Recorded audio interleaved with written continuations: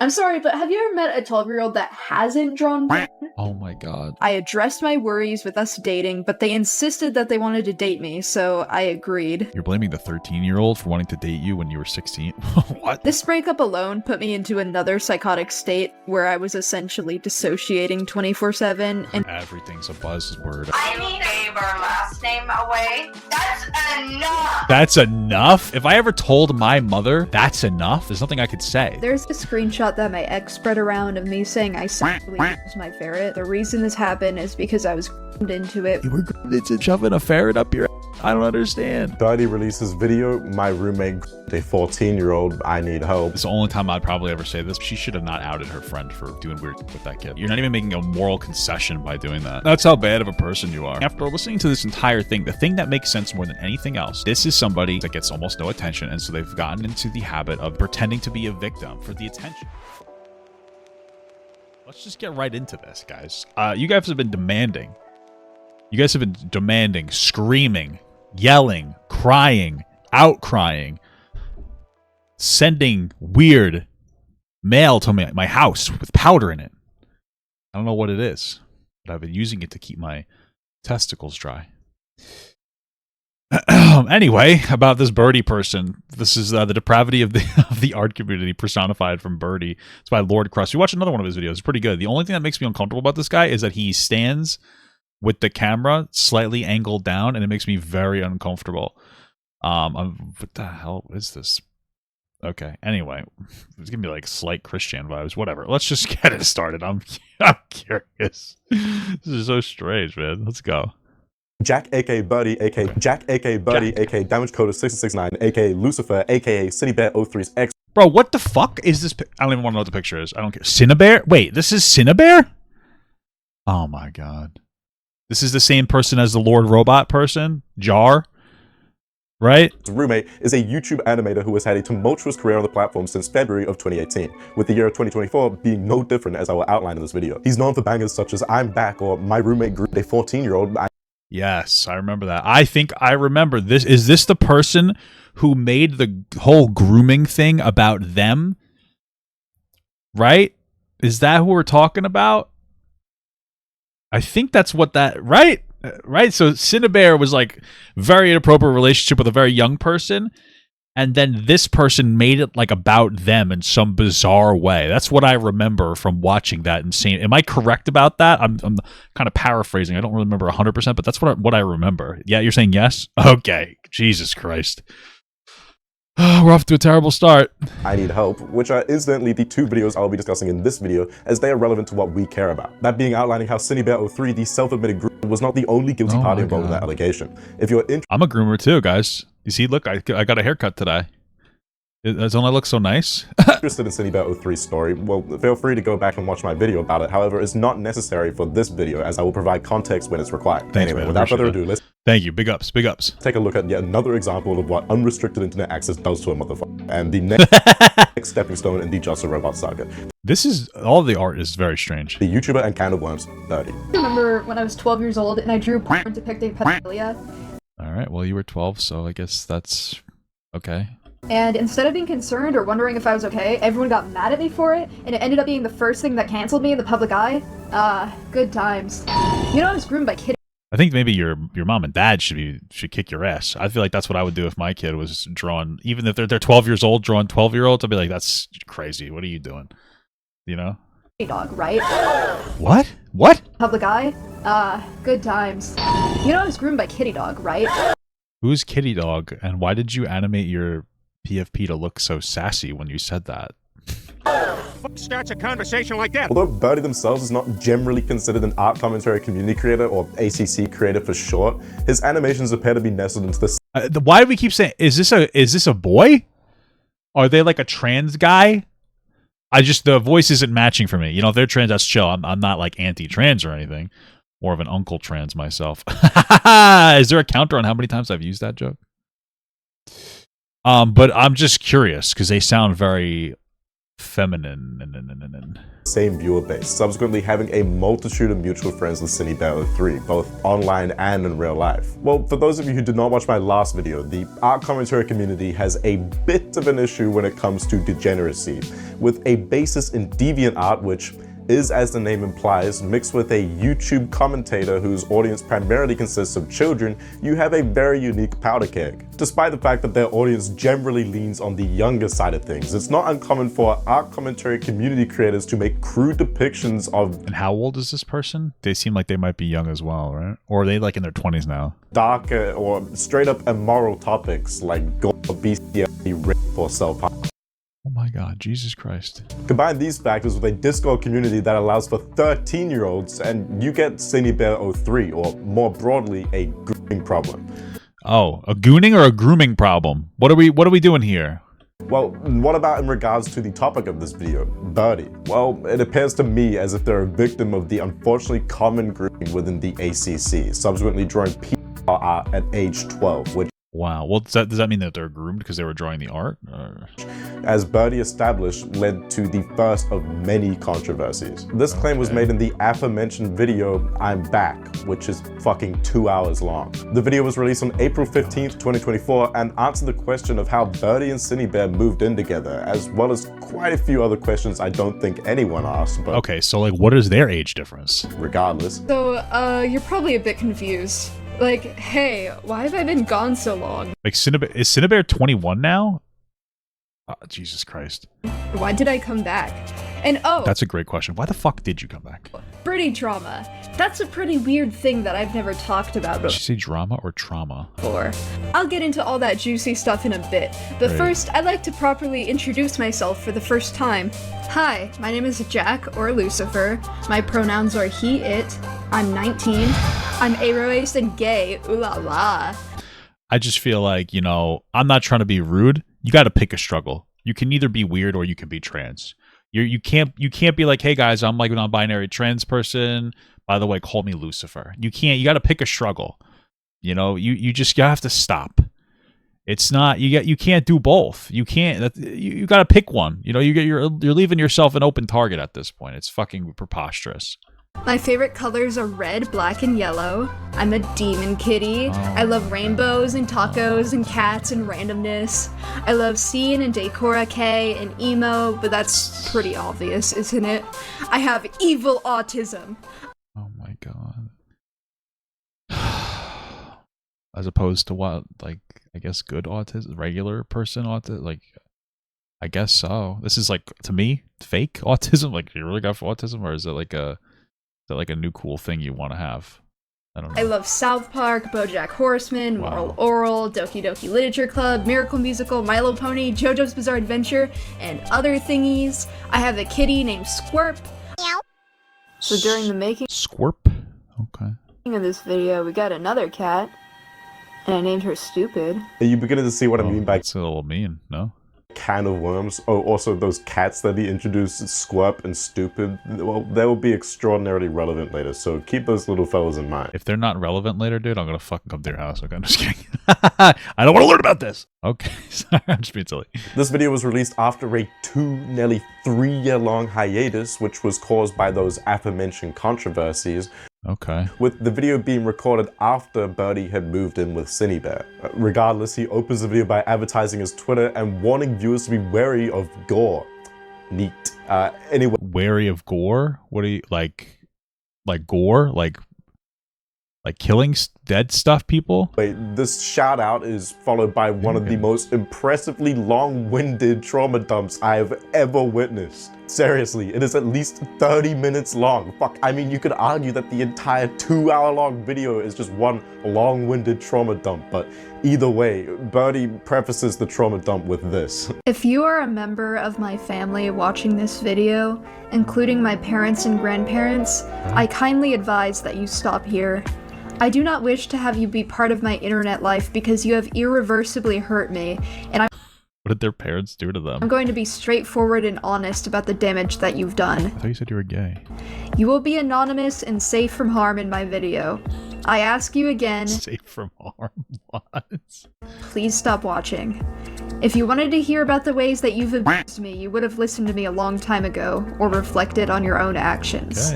Okay, cool, bye, go away. That's a hell of an introduction, thanks. Yeah, I think that sets the bar pretty high right off rip. Before I inject any more of my personal bias, let's just begin sifting through the mega trauma dump, shall we? Starting off with all of Birdie's mental and physical issues, Birdie just kind of sprinkles these in. I feel like we don't even need to start. We think we can already kind of tell, no? Like little Easter eggs throughout his 2-hour-long video, so for simplicity's sake, I'm just going to compile them all here before we get into the rest of it. Firstly, judging by his straw poll, Birdie has autism, ADHD, borderline personality. Well, I don't know how. I don't know, man.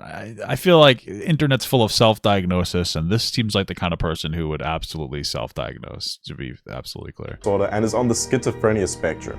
Says he who? additionally claims to have psychosis, however, later clarifies this to be referring to the schizophrenia spectrum diagnosis. Schizophrenia spectrum? What the fuck? Is that like, okay, cool. I'd like to clarify that I was diagnosed with psychosis in September of 2023, so this is just something that I live with. I mean, I was diagnosed I don't know if I agree with any of this.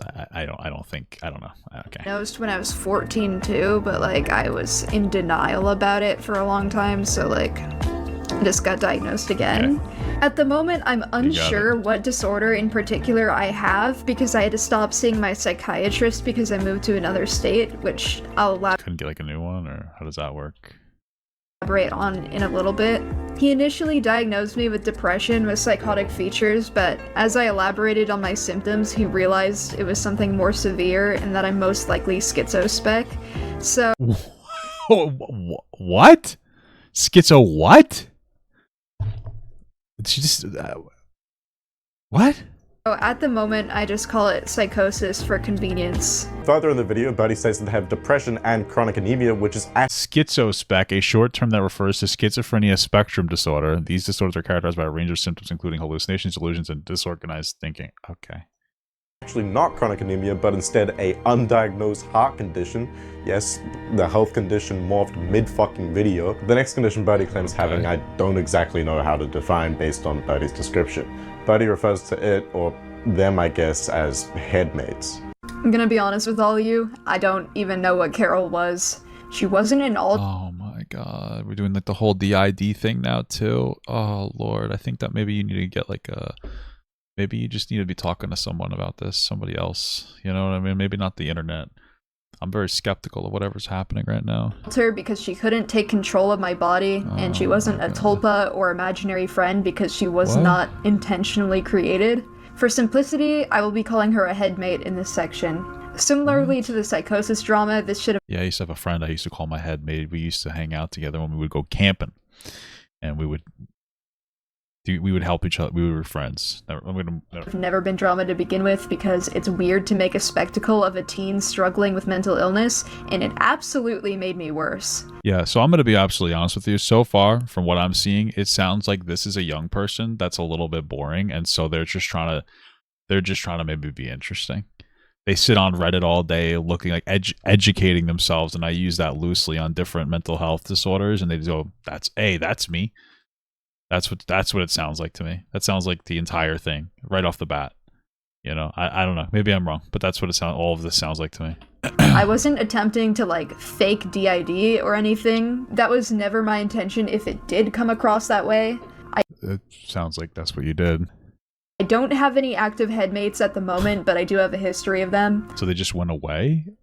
Is that how it would work? I don't know. I'm not educated, but neither are they, clearly. Carol, Marilyn, Susie, Rero, Goofball, Playdate, and even Edgy Jack were all sentient beings with their— Hey, I just have a quick question. How close did this start to Five Nights at Freddy's? Because this looks like it would be Five Nights at Freddy's coded to me. Susie, Rero, Goofball, Playdate— Like, look at this thing. That's like a FNAF character now, with a Bitcoin symbol on it. Oh, that's a smiley face, sorry. And even Edgy Jack were all sentient beings with their own— Edgy Jack. That's incredible. Thoughts and emotions who originated from my brain. I really wish I had a concise conclusion or answer for this, but I don't.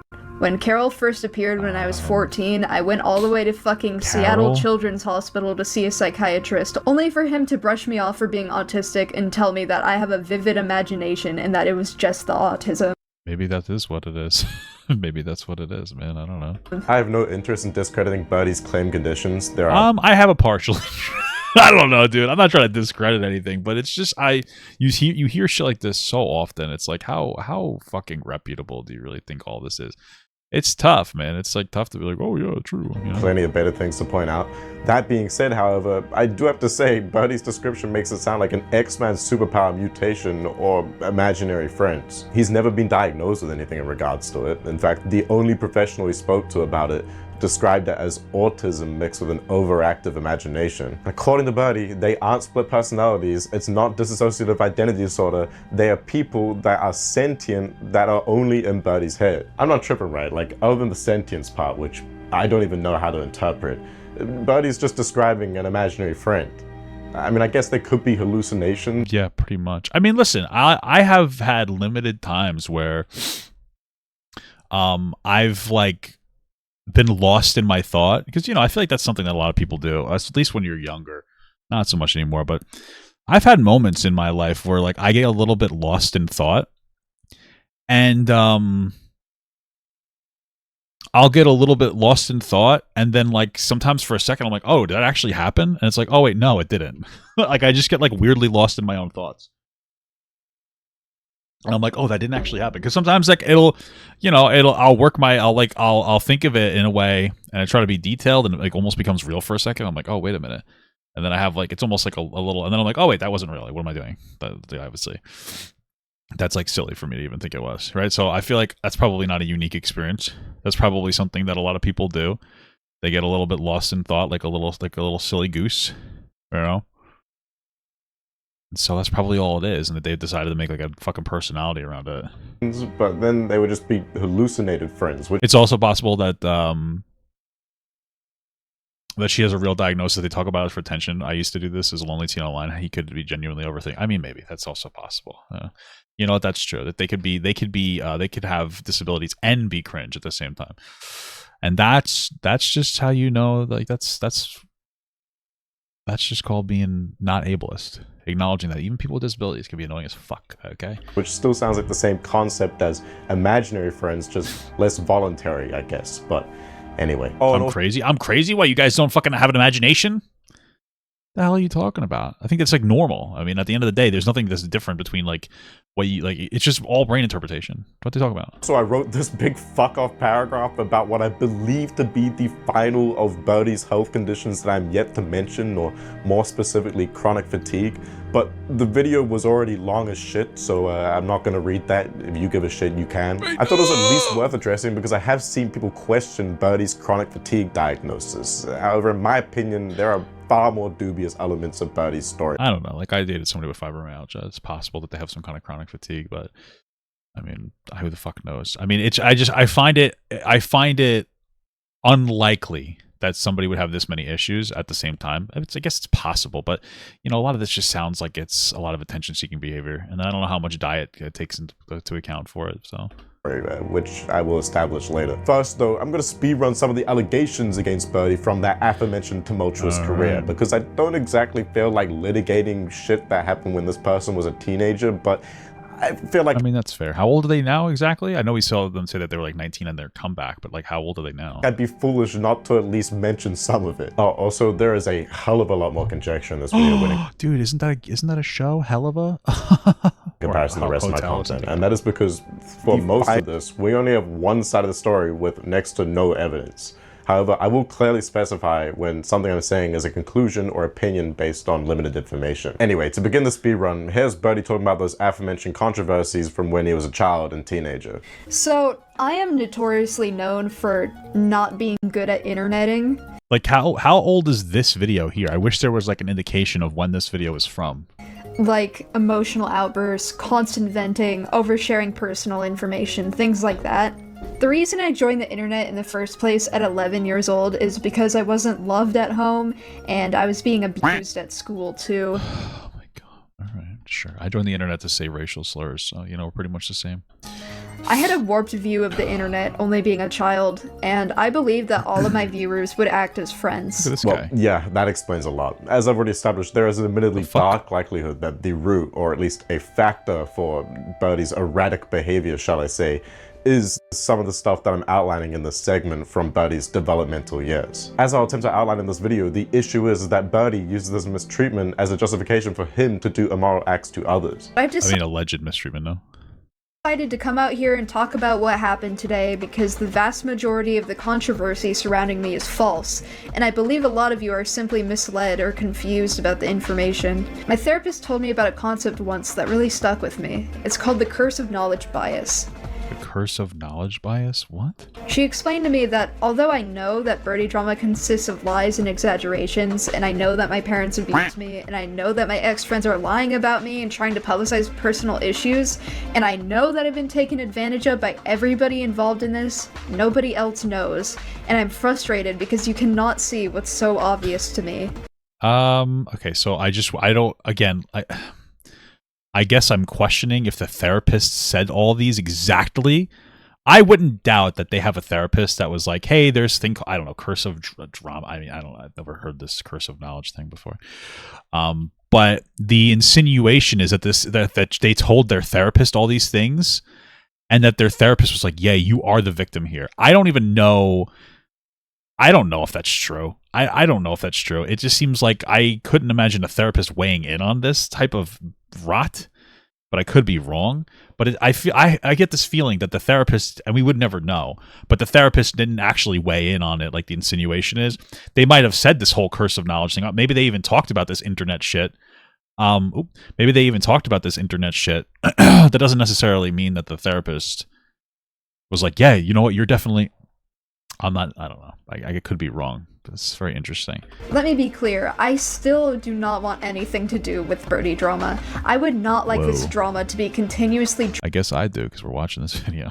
dragged on going forward. Yeah, sorry about that, Birdie. Also, did you catch that? I swear they need therapists who specialize in dealing with terminally online freaks, because I swear this is not the first time I've heard of a therapist gassing up their client to post something online because the internet just doesn't know the abuse they've endured.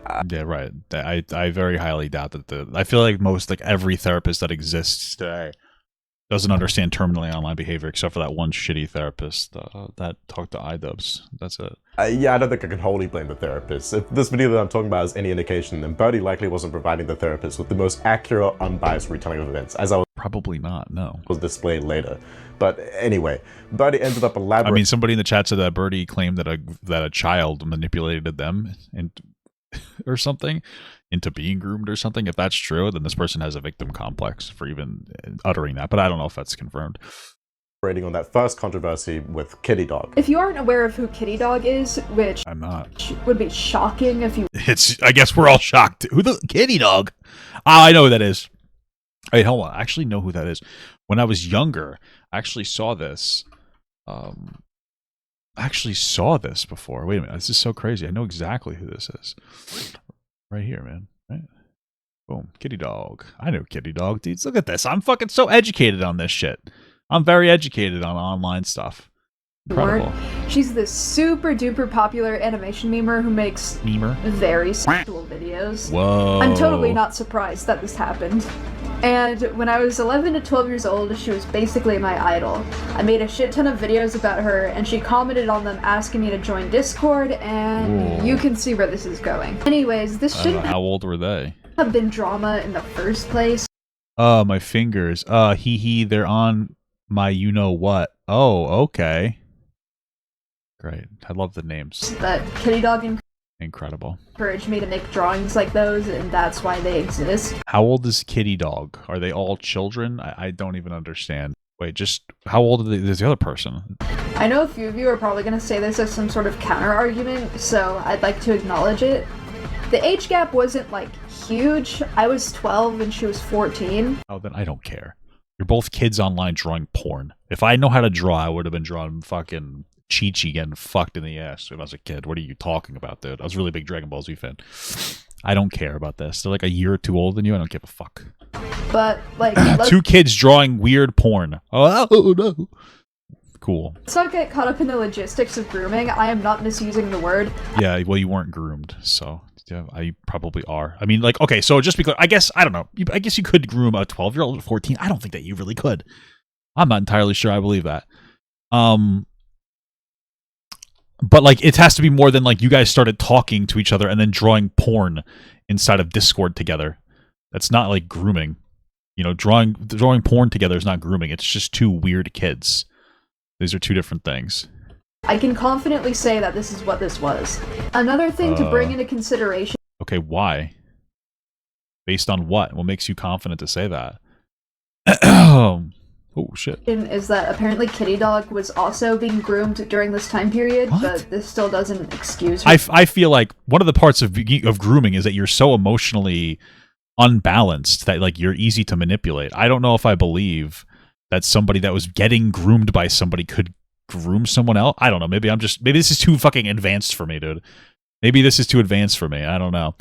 But I'm questioning, you know, this whole I'm questioning this whole fucking grooming shit. I don't think that you're groomed. You're two kids that were looking at fucking drawing furry porn together. You weren't groomed. Shut up. Her behavior, especially when we consider COCSA to be a trauma response, which stands for child-on-child sexual abuse. And Dude, yes, what are you sexual talking abuse can be accounted for under messaging like Kitty Dog did. I'm aware of the fact What are you fucking 12 and a fucking 14-year-old? This is so stupid. people are still going to defend Kitty Dog in this situation, but at least acknowledge the impact this had on me as a kid. Well, Probably none. I'm not trying to be an asshole. Two kids drawing porn together and sexting is not impactful. I'm sorry. It's just not. We have to like. It's like kids are like listen. I was a kid. I was a weird little fucking horny kid. Okay. I'm like it's not. It's not rare to be a horny kid. It's actually when you start getting horny as a kid. That's why like sexual education is very important. I remember being a kid and like watching porn with a friend before. Weird shit. I understand that, but it's not like this crazy fucking wild and crazy thing. You know, two kids talking about sex stuff with each other. It means nothing. It's not traumatic. It's not anything. It means nothing. I just want to be absolutely clear about that because this is fucking stupid as shit. 1000% dumb as fuck. isn't that just sickening? Like there has to be a specific instance. Like a 14-year-old or like two kids, one of them can like harm the other child, probably without knowing or understanding, obviously. But you gotta throw off a little more. Like, yeah, we were talking and then I did these things. Like, what happened? You're drawing fucking furry porn with some other fucking kid. I don't care. Yeah, so this community is so depraved that you end up with some kind of fucked up game of telephone where these minors end up regurgitating fringe adult concepts to each other that they either found online or from someone who realistically should have jail time.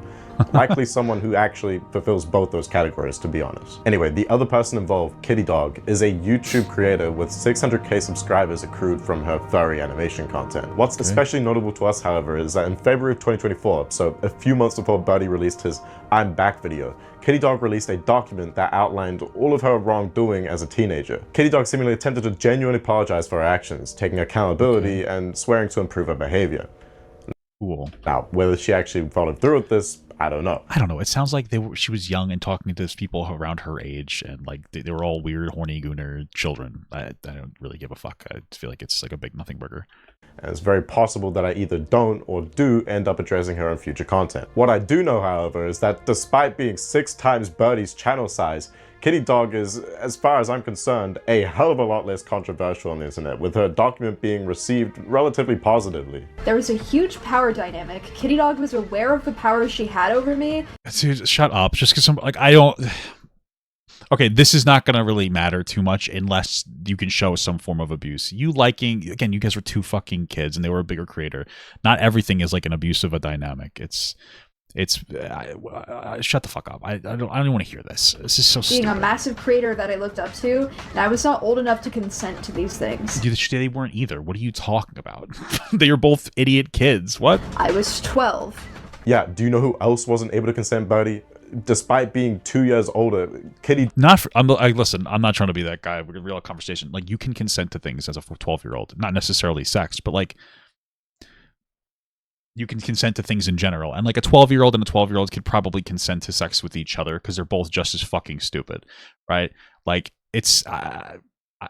age of consent is like with an adult, right? Like 12-year-old, like you shouldn't be doing that stuff, but it's not like some kind of like, oh my God.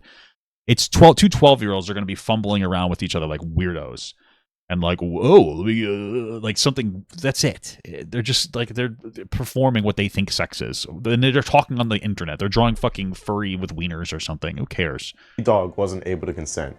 Additionally, I do not think a 500k subscriber difference, or whatever it was at the time, creates... Unless they were like, oh, the only time it matters is if this other person was like, you better send me your tits or something, or I'll fucking ruin you with my career. Unless they leverage their platform against the other person, it does not matter. A power dynamic. It's not like Birdie's channel or career was directly tied to Kitty Dogs, and it's not like Kitty Dog was employing Birdie. From what I can tell, the significant difference between how Birdie and Kitty Dog responded to relatively similar allegations is what dictates their broadly differing public reception. Well, I mean, maybe in their defense a little bit, this is just like fucking like legitimate Tobs here. Like they're a young person on the internet that's being told that everything is grooming. I mean, this is what's going to end up coming from this, no? Right? Like dumb little fucking kids are gonna be like, yo, this was grooming, dude. It's fucking grooming. Like that's what I imagine would come out of this. So I mean, I wouldn't doubt that at all. That and their pre-established reputations, of course. More specifically, both Birdie and Kitty Dog are victims of grooming. However, Kitty Dog acknowledged this and took fault for her actions in the document. Birdie, in the months after, attempted to piggyback off of Kitty Dog's explanations. Well, who groomed them? Why are they victims? I don't know anything about these people. I don't think any of these people were groomed. It just sounds like they had experiences with somebody or something. It doesn't necessarily indicate grooming. Applying them to himself while simultaneously attempting to attach all of the fault to Kitty Dog, who, let me remind you, was a 14-year-old at the time. Both of these people are adults now. They could potentially be excused for their depraved actions as a child, but that does not allow them to continue the behavior or attempt to justify it as an adult, which Kitty Dog has seemingly not done while Birdie has. It's just an absurd double standard that Birdie is applying, and it's all seemingly with the justification that he was the youngest party involved by 2 years, which in my opinion is not a substantial enough age gap to reasonably apply that double standard. To be clear, by the way, judging by the evidence that Birdie presents, it does seem as if Kitty Dog, at minimum, encouraged Birdie to draw sexualized art when Birdie was very clearly uncomfortable with the act. Let's see, are you okay? Kinda. Why? I don't know. Someone makes R34 of me and Sans is concerned. Nah, it's normal. You should draw R34 of you and Sans. Wait, no. Wait, don't do it. Nah, I never draw R34. Have you ever drawn R34 ever? A few times, but IRL and not on my computer. If you love Sans but have sex with him, what I should be scared of? Should I be scared? No. Oh, I don't care what any of this is. I don't give a fuck. I don't care. Okay, cool. Yeah, idea, which is fucked. It's not real. I mean, like, it's weird. They're two fucking kids saying, hey, you should draw porn. Oh, I don't want to do that. Like, there's no trauma that's going to come from somebody saying that you should draw fucking Rule 34 porn. Two kids telling each other that. What happened? What are you talking about? I don't know if I necessarily... Not him. I'm not like yelling at him or anything. Just don't validate these feelings with these people. There's no fucking feelings here. No, there's nothing here. Describe it as grooming, but it's definitely bad, okay? My issue is that we're supposed... It's not really that bad. Like, is it really that bad? It's weird. It's not like an adult's like, draw porn, do it right now. Right? I'm not seeing anything like that. If that was the case, then like, yeah, that would be bad. But it's like two kids saying, draw porn. Oh my god, draw Sans. Like, okay, you're cringe. You probably shouldn't do that, but it's not a big deal. Supposed to give Birdie so much leniency due to his various physical and mental conditions or traumatic past. Why does the same standard not apply to a 14-year-old Kitty Dog? This led to the first time I got into big internet drama, and Kitty Dog completely threw me under the bus when this went down, despite encouraging me to draw art like this prior to it being publicized. Okay. She essentially made fun of me for being harassed while still pretending to be my friend. What? What the fuck? Birdie is just acknowledging with a text edit on screen that what he's saying in the audio is fucking delusional, and he didn't think to edit it out. Holy shit, sorry, this part was just my BPD brain misremembering things. Please ignore me at this part. She didn't make fun of me, she just groomed me. Why wouldn't... What? Sorry, if you have the presence of thought to sit here and acknowledge that what you're saying is a lie on the screen before you release the video, then why would you ever release the video? Why wouldn't you just re-record this? This makes absolutely no sense whatsoever. To me, this person wants people to think that they were like being mean to them, but just wants an out.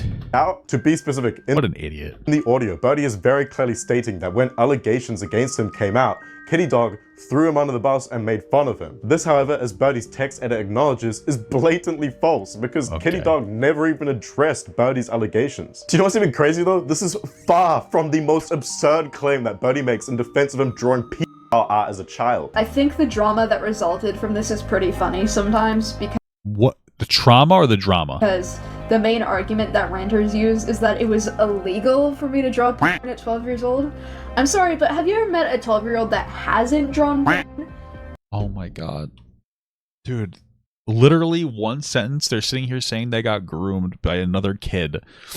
And now they're sitting here and telling us that what they got groomed into doing was something that everybody does, which is they're actually, I would say, generally correct about.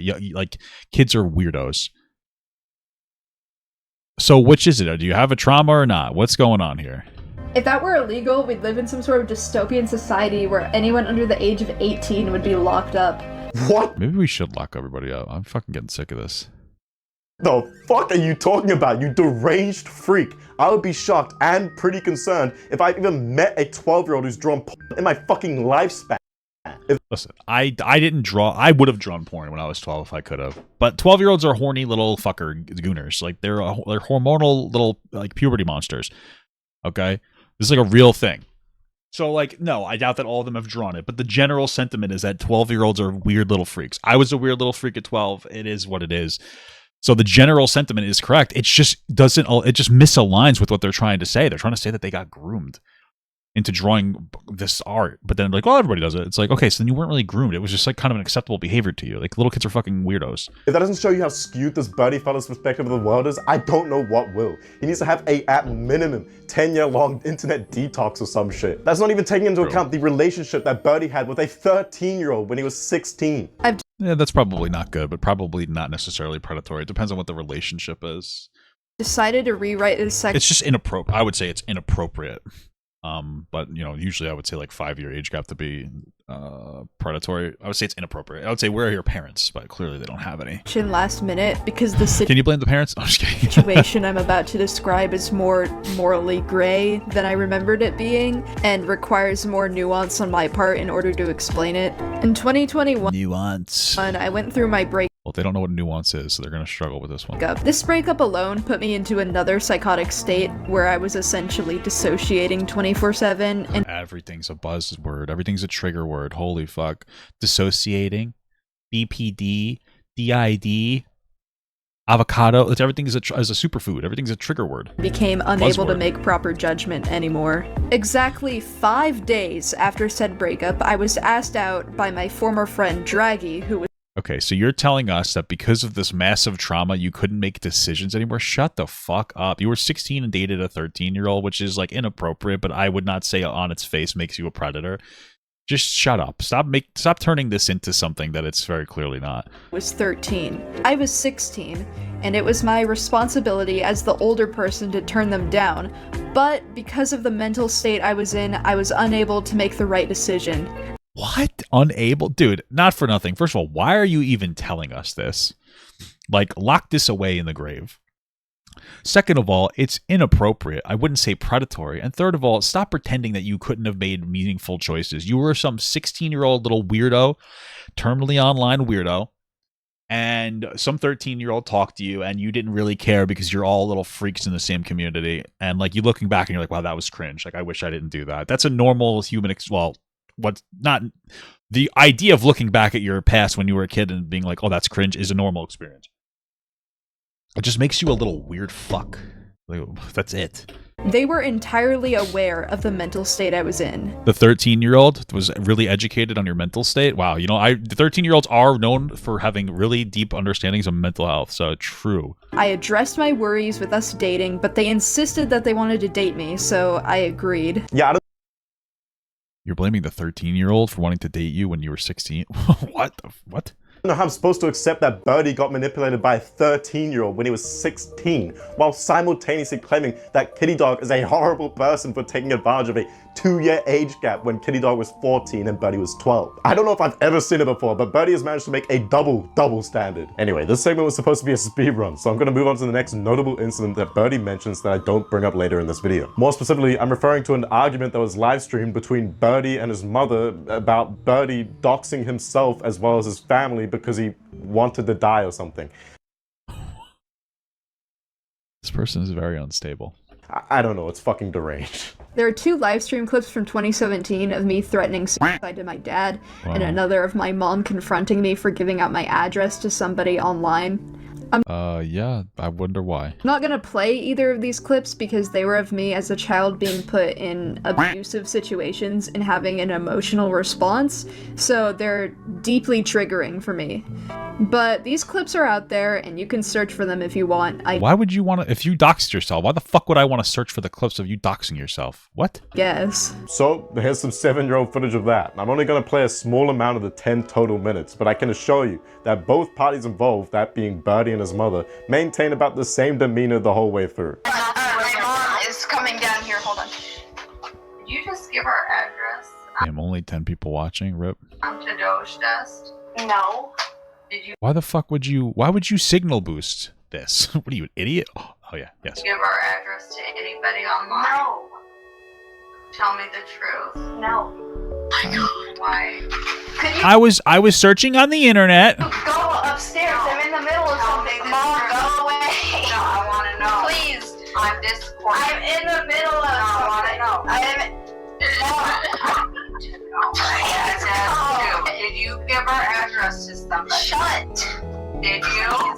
Damn, being mean to mom. There are people here. I need to know if you did that. I will tell you after this. No, not after now. Mom, just dance up there right now. There are people watching this. I need to know if you gave our address to somebody on the internet. It sounds like a yes. I need to know that, and Dad does too. He's waiting up here. Hold on, there are people just watching. Answer Fuck the you. question. Why do you need to know? Did you or didn't? Why do you need to know? That is against the rules of our internet. It was a long time ago. When? I don't know, but it was a long time ago. Could you please go upstairs? The internet is shutting it off right now. Hold on! You need to be honest with me. Please go upstairs. You're gonna know. It's yes. People are watching this. And if you did, we call the police right now, and they're gonna come take all this. Mom. I'm assuming that they're lying to their kid to make it seem more serious. You'll call the police and take everything away. But yeah, definitely shut the fucking internet off. And if you did, we call the police right now, and they're gonna come take all this. If you did, we're calling the police, and they're gonna come. They're gonna fucking come. Tell me if you did. Mom, just one moment. You did, didn't you? This is ridiculous. The truth. One moment. Just tell me. One moment, mother. Please. You're not understanding. No, you don't. It wasn't recently. Why are you arguing with your kid? Just turn the fucking internet off on your child. Turn the fucking internet off. How am I supposed to know? It was a long time ago. I don't know. I want you to finish talking to your friends, and then you come upstairs and talk to Dad and I. No, I can't do that. Yeah. Mom, honestly, you suck. You're a shitty mom. This mom is a pussy. I'm not trying to be rude, but like, dude, just be like, listen, you have to get off. We heard that you did this. That's it. No, I don't want to. Okay, we're getting off now. I'm turning the internet off right now. Say bye to your friends. I'm going to turn like, there's no. Why are we having a discussion? Why are we having a discussion right now? It doesn't make any sense to me. Just do it. I gave our last name away. That's enough. And now that's enough, bro. If I ever told my mother that's enough, I don't have any response. There's nothing I could say. That would be that's enough. Imagine telling your mother that's enough. That's enough, Mom. That's enough. That's enough out of you. What? Don't fuck telling your mother that's enough. That's fucking crazy, dude. That's insane. That's psychotic. There's no fucking way. Don't.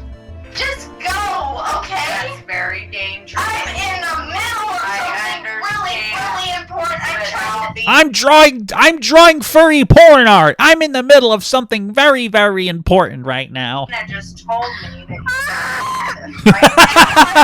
This is so weird. Upstairs. I'm in the middle of something. Why did she? Wow, isn't that crazy? Seems as Yeah. if Birdie's description of his mother coming in and abusively screaming at him over the doxing incident is an extraordinarily inaccurate retelling of events. And Sounds more like this kid didn't give a fuck and actually didn't have any respect for their mother.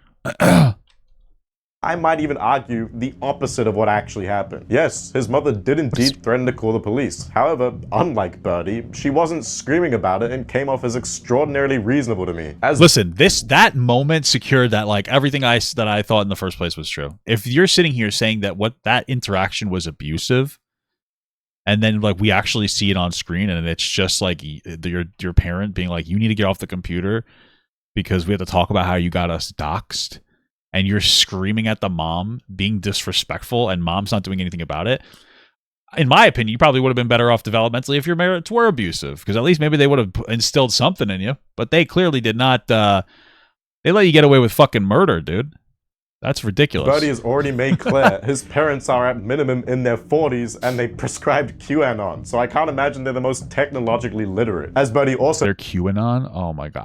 I don't even know if that's true. Based on what I'm hearing. They've been receiving harassment online with their full names and addresses being dropped by Birdie's detractors. With that sort of equation, if you were Birdie's parents... Fuck, do you have detractors with 10 followers? Who else would you go 10 live stream viewers to other than the police if your son, who caused the fucking problem, is screaming at you and being uncooperative because he wants to do his really important task of drawing art on stream with his Discord buddies? One of those aforementioned Discord buddies was even attempting to tell Birdie to settle down and listen to his mother.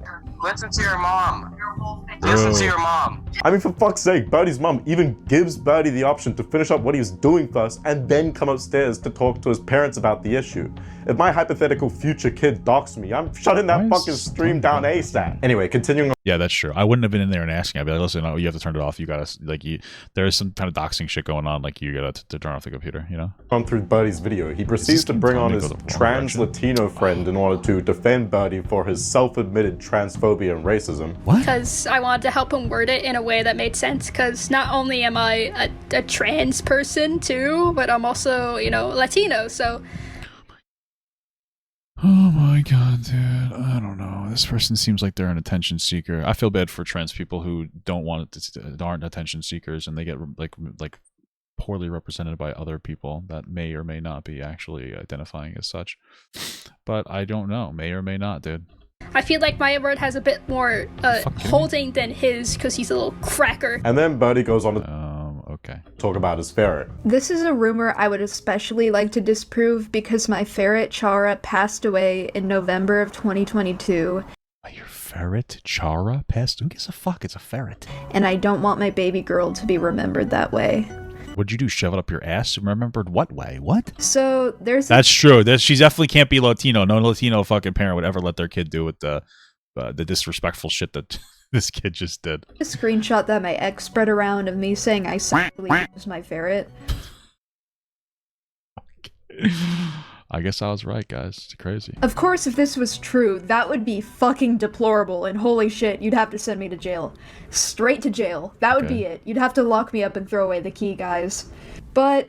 But? Wait, what do you mean but? There's a shit ton of context missing from this. Admittedly... Well, what do you mean there's context missing? I would have just assumed it wasn't real, so... You could have just been like, yeah, it wasn't true. And I would have been like, okay, gotcha. I really didn't need any more encouraging, but apparently you... Fuck, would you... Like, it's wiener? What? I didn't mention this in the screenshot, but the reason this happened is because I was groomed into it when I was 13 years old. What? How are you... What? You're groomed into shoving a ferret up your ass? I don't understand. I don't have proof of this because I lost the DMs with my groomer, nor do I even want to find them. I don't even... Who is your groomer? So far, this person has gotten groomed by somebody 2 years older than them and somebody 3 years younger than them. Who's this groomer? Like a fucking a different ferret? Did a second ferret groom them? Like an additional ferret groomed them or something? I don't understand. What's the natural predator to ferrets? A snake? Did a snake groom them into abuse? I don't understand. I don't even want to say his name because this was the most traumatic time that I was groomed. I've been groomed several times. Listen, if you're saying that you got groomed by a 13-year-old when you were 16, I'm gonna kind of doubt any of your other experiences that you claim. Obviously, but this was the worst, and I don't want to talk about it for that long publicly. Another thing I'd like to point out... Why are you telling us any of this, by the way, that you shoved your ferret up your ass or something? Which is almost as important as the grooming context, is that right in the screenshot, I said I did... What is this? Sorry, I'm gonna read this.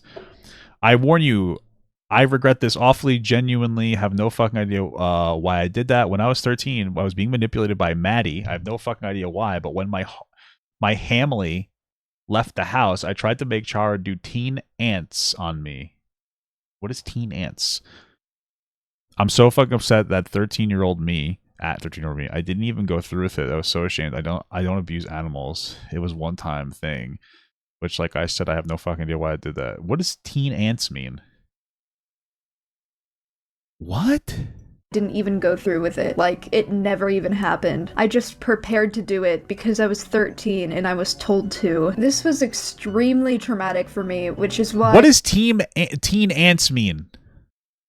What does that mean? Somebody explain what the fuck teen ants means. I'm so confused. They want to do teen ants onto a ferret? What is that? Explain. What is teen ants? Despite the fact that these accusations were hurting me more than any of the ones before this, I didn't address it publicly. After this happened, I would cry every time I saw my ferret, and I had reoccurring nightmares about this. I was a victim in this situation. About what? Why would you cry about what? What does that mean? What is...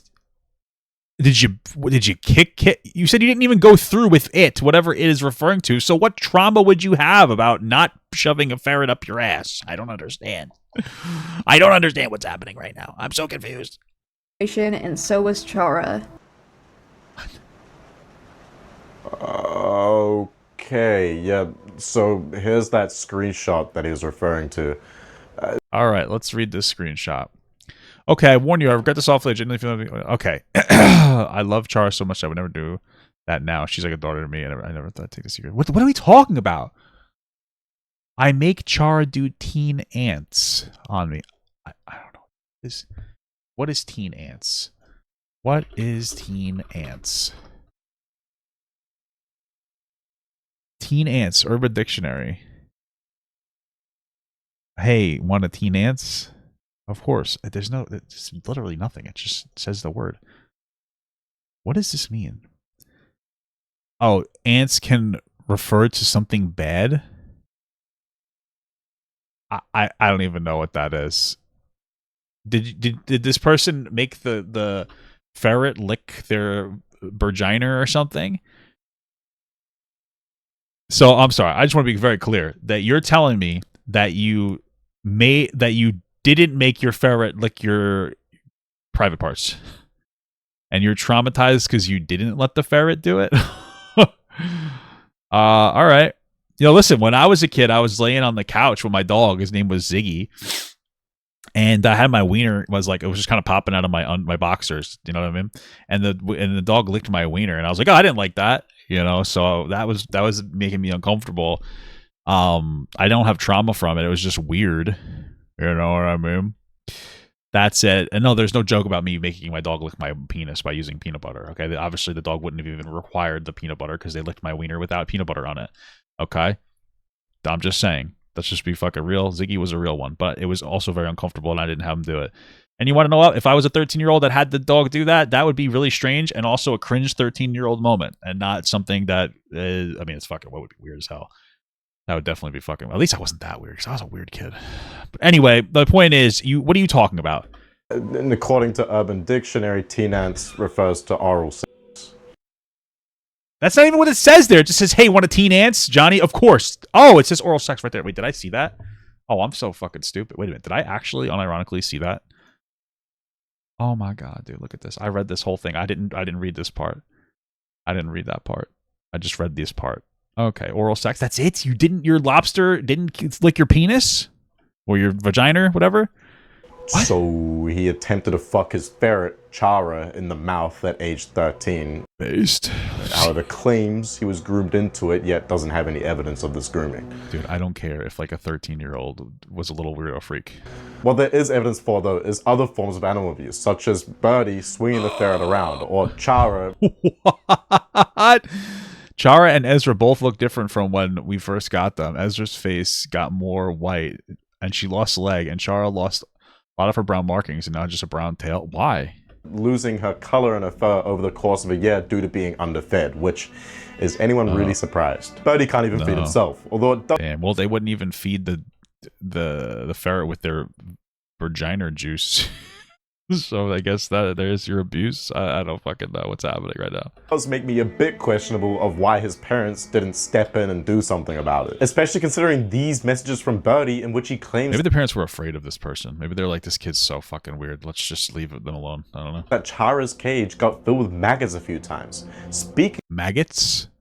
Do ferrets eat maggots? of Chara's cage, as far as I'm concerned, it was far too small. According to my research, aka roughly 3 Google searches, a ferret cage should ideally be a couple square feet in diameter as well as potentially multiple floors tall. This is a hamster cage, at best. Okay. This is the point that ferrets are not supposed to be kept as pets alone. They are generally kept in pairs, as ferrets are supposedly a very sociable animal. I mean, other than sexually or physically abusing the ferret, I can't really blame 13-year-old Birdie for underfeeding the ferret, not getting a second one, or giving it too small of a cage. That does seem more like negligence on behalf of Birdie's parents, although Yes, it it could would be be. explained, not necessarily happening here? justified by ignorance. I mean, I personally had no idea. If they're a fucking kid, I don't care. Like, it's not good, but it's like I don't really give that much of a shit. It's not like they're not a fucking, like, you know, that would be the parents' fault, like 100%. Idea how to raise a ferret before this segment, but I wasn't really intending on getting one, so I think that about wraps up the speedrun. I mean, other than the grooming claims that I will address later after the Ciney Bear 3 stuff. Anyway, with that being said, let's go into part 2 with Birdie's life story in the video I'm Back. Great. Fuck work anyways. It's not like True. I'm physically or mentally capable enough to uphold a job in the Oh god, I hate people like this. first place. Fuck capitalism. Whoa! Edgy little teen saying fuck capitalism, dude. That's so unique. Fuck the public school system. Fuck ableism. Ooh, fuck my ferret is fuck my ferret in the mouth. The first major topic that Birdie Hell addresses yeah. in his 2-hour-long video is the supposed abuse that his family had done to him. Originally, I was gonna mention here how abusive my parents have been to me my whole life, but due to recent events, I've come to find that my whole family is abusive. Not just Okay, I just doubt that because you were yelling at your mom on stream after you got yourself doxxed. So I doubt that your parents are abusive. They aren't abusive enough, in my opinion, to speak clear. just my parents, and I'd like to talk about it. Well, with the exception of my siblings, of course. Well, I mean, if you at 16 got groomed by a 13-year-old, maybe your parents are just as dumb as you, and maybe you actually abused them. I don't fucking know. You know what I mean? Anything's likely apparently in this universe. I don't fucking know anything anymore. I'm talking I don't about even my know anymore, grandparents. dude. It's crazy. Okay, well, what have they actually done to be abusive, though? My parents are very abusive. I'll give Oh, some shit. examples in a little bit. My mom used to hit me with a plastic phone, and my mom was not abusive. You know, that's kind of what you did back then. You just kind of beat your kids because I was an annoying piece of shit, to be honest with you. Well, you know, then we went to therapy because I'm 35, so I used to just like that was the playbook. Is like, what do you do when your kid acts up? Beat them. And my mom stopped because the therapist was like, hey, that's not productive. And she's like, oh, okay, shit. And so she stopped beating me. She didn't beat me. She just hit me when I would be like yell a lot. Right. So she'd be on the phone with like a work person, and I would just be like yelling. And you know, so I kind of get it personally, not to be fucking rude to myself. Get the fuck away from me. You know, I kind of get it, honestly, if I'm being real with you. I'm just keeping it real. Some kids are kind of annoying. It's just kind of a fact, but, you know, let's move on. But first, let me put this into perspective for you. Sure. They are conservative Trump supporters. They are racist, Whoa! sexist, transphobic, homophobic, anti-vaxxers, anti-maskers. I don't think that they're any of these things. I wouldn't doubt that they voted Trump, but they seem like normal Trump supporters, probably. Because if they were these things, they would have been beating the shit out of you, and they weren't. So, Conspiracy theorists, hardcore Christians. well, I would argue that you are a conspiracy theorist, so maybe that part's true. They're literally in a cult, Whoa. and they have 6 Whoa. kids, Whoa. not including me. Ew. They have emotionally, So, yeah, what are you, not a kid? Maybe they identify as a ferret, so they don't feel as bad about fucking their ferret. verbally, sexually, and physically abused me for my whole life, as well as neglecting me. And I can say that my siblings have endured similar. I feel like none of that's true. I don't know. I feel like you fucking are just trying to say that that happened to you so you could justify abusing your fucking ferret like a weirdo. You little weirdo. You fucking weirdo. Treatment. Well, what the fuck? Why not just open with that? If Birdie's own parents emotionally, physically, or even sexually abused him as a child, would that not be enough to single-handedly classify them as abusive? Why attach a bunch of terms that have more to do with politics or ideology? I just think that it's cool to be like abused online. Honestly, like, let's be real nowadays. It's cool to be a victim online. It's cool as shit, guys. Oh yeah, I was assaulted. Oh yeah, I was groomed. Oh yeah, you know, I'm a furry. I don't know. It's like cool nowadays. It's so strange. Like people get off by having like you know, fake forms of oppression. Okay, incredible. Sure, I don't even agree with their beliefs or in having 7 fucking children, but that doesn't necessarily classify them as abusive. Oh, hi, Nugget. But it's not exactly evidence of abusive behavior, and if anything, attempting to classify as such just weakens Birdie's argument. Yeah, I already don't believe anything that they have to say based on the way that they talk, so I don't really... all of this is going through like a lens of poop shit, you know? Anyway, Birdie goes on to state this about their alleged emotional abuse. One day, my parents literally swarmed me in the basement, so I hid in my room, and they screamed through the door for about an hour or more about how I'm lazy and faking depression to quote-unquote be a victim. That sounds like they're probably correct about that. That's actually a valid crash out from them. You just told us you couldn't work a job because you had too many yuckies in your brain. The fuck out of here. It's probably all true. Or whatever. They cut off my internet directly afterwards and they refused to bring it back. Good. This happened when I was 14. That's necessary, dude. You need to stay off the fucking internet, bro. What are you talking about? That's good parenting. They should have kept you off the internet for fucking a lifetime. 7 lifetimes. Are you kidding right now? Absolutely. That's not bad parenting. You are a fucking terminally online little weirdo. 14 too, except when I was 14, I ended up having a psychotic break that lasted for months, and the Wi-Fi being out was most of the reason for it. Okay, I just want to be absolutely clear. This person wasn't allowed to go online, so they had a psychotic break. Oh, okay. You want to know what really happened? They threw a fucking month-long temper tantrum until mom and dad put the internet back on. Get the fuck out of here. So, back then, I obviously didn't want to have a psychotic break again, and I had nothing else to live for aside from the internet, so I attempted suicide. I told my parents I needed to go to the hospital because I thought I was bleeding out when I was actually fine. Oh, okay. So you lied to your parents to get your way. Okay, so if you're lying to your parents to get your way, but we're not supposed to believe that you would do it to us? What? What? And they refused to give me medical attention, and they laughed at me and even threatened to call the police because I was quote-unquote threatening them to take me to the hospital. Yeah, that's what you were doing. You just admitted that. The next day, I heard my mom on the phone gossiping to her friends about— I'm sorry. So you just sat here and you just told us that you were lying to your parents about bleeding or whatever so you can go to the hospital because you were upset that you didn't have your internet. And then they didn't believe you, and they were saying, hey, we don't believe you. And you're trying to make it seem like they're bad for not believing you? Oh, you don't even believe yourself. About how I attempted suicide and how stupid I was for doing it, and then treated my dad like a hero for refusing to take me to the hospital. Oh, did they not just admit that it was a fake? What? my God, what the fuck? This is giving me— I mean, listen, like, you should take it seriously when your kids threaten to do this stuff, but like, it sounds like you have a pattern of using mental health as an excuse for bad behavior, so me a headache. it's ridiculous. Remember when I mentioned at the beginning the concept of what unrestricted internet access does to a motherfucker? The entire 2-hour-long video is like this, by the way. There is just so much information to pass through being dumped on you at every turn that I'm gonna have to skip over a Better off having somebody actually take a dump on you, you know what I mean? Might be kind of hot. bunch of the less important shit, else risk a video the length of the Mr. T Lexify one. What I'm gathering from Birdie's description of the situation is that Birdie's parents were frustrated with the lack of action from Birdie in securing his future. So they turned the internet off after an argument, which subsequently led to Birdie baiting with the claim that he didn't want to re-trigger his psychosis due to lack of internet access. Yeah, I feel like the lack of internet access is actually like super productive for this person. They should not have an internet.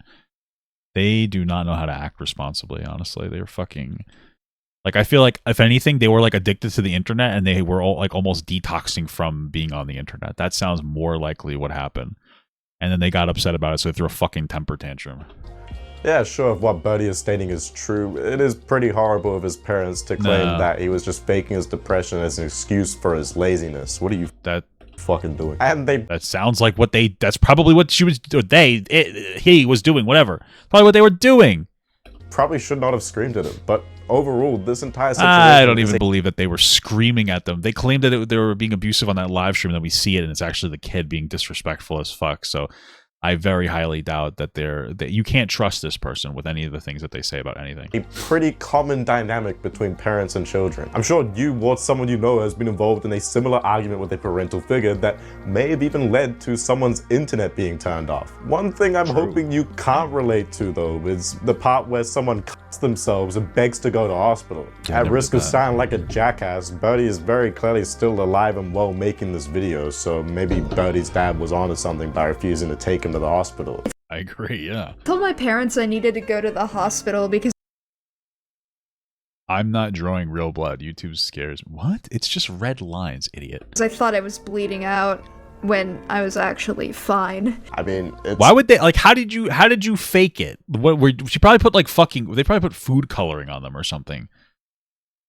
And there's like, Mom, Dad, I'm fucking bleeding. And the parents are like, okay, it's food coloring, you stupid fuck. And they're like, no, it's not. Oh, you're abusive. You made her back. Blah, blah, blah. It's not like he went and cut Birdie. It is kind of obnoxious to self-inflict harm and then expect someone to take the time out of the day to take you to the hospital. Additionally, well, no, if they did actually self-inflict harm, then like that would be a problem. Did they even cut themselves? I feel like they didn't even cut themselves. I have to wonder how many times Birdie's parents experienced suicide baiting from Birdie, considering they supposedly immediately refused to take him to get medical treatment, yet apparently... Well, again, you're assuming that they actually cut themselves. Here's what makes sense to me. If they actually have that many kids, there is a whole conversation to have about how, like, that there is such thing as having too many kids. Back in the day, you basically just use your kids as farm implements, okay? Nowadays, you're supposed to actually love and take care of your kids. And so it makes sense that they had a lot of kids, and this kid probably didn't get a lot of attention. They're probably one of the younger siblings, or one of the older, maybe middle siblings, right? And they were, like, they wanted attention, so they would say things for attention, and that became a pattern. And we could have a whole conversation about how mom and dad shouldn't have had so many kids, they should have been, like, more attentive, and blah, blah, blah, whatever, blah, blah, blah. But this person is not saying, hey, I didn't really get the attention I should have gotten as a kid from my parents because I had so many kids. This person is like, guys, I'm trans, I have BPD, I have this, I have that, I have everything. I cut myself, but I don't really cut myself. Mom is abusive, but I have no examples. Like, that's what we really get here. Apparently cared enough to get mad at him for being lazy. They do have 7 kids after all, and as far as I'm concerned, none of those are dead, so it's not exactly like they're just letting the kids off themselves with no concern for their well-being. This notably isn't the only instance of Birdie suicide baiting specifically his own parents mentioned within this video. There is also this. There are 2 live stream clips from 2017 of me threatening suicide to my dad, and another of my mom confronting me for giving out my address. I'm not gonna play either of these clips because they were of me as a child being put in abusive situations and having an emotional response. Everything's abusive, guys. Holy shit. So they're deeply triggering for me. Oh, sure. And here's that audio he doesn't want to play. You need to go to bed. Well, maybe if I had my computer in my room. It's not gonna happen, and we could still hear you upstairs. Well, can you, like, not come in here because you're gonna cause drama? You can be on if you're talking during the day, but not at night. It's 3 in the morning now. Oh, it's not. Yes, it is. 2:45, it's 3 in the morning. I can control the time. Dad, stop! You're gonna make someone hate me! Well, it would be fine because you won't be on the internet at all. You follow direction. If you cut off the internet, I'm gonna kill myself. You know that. Okay. Clearly this kid this person's obnoxious. Oh, now I know why they went to like the therapist, because they are a horrible little bastard child. Oh my god. I'm not trying to be mean. They're not a kid anymore.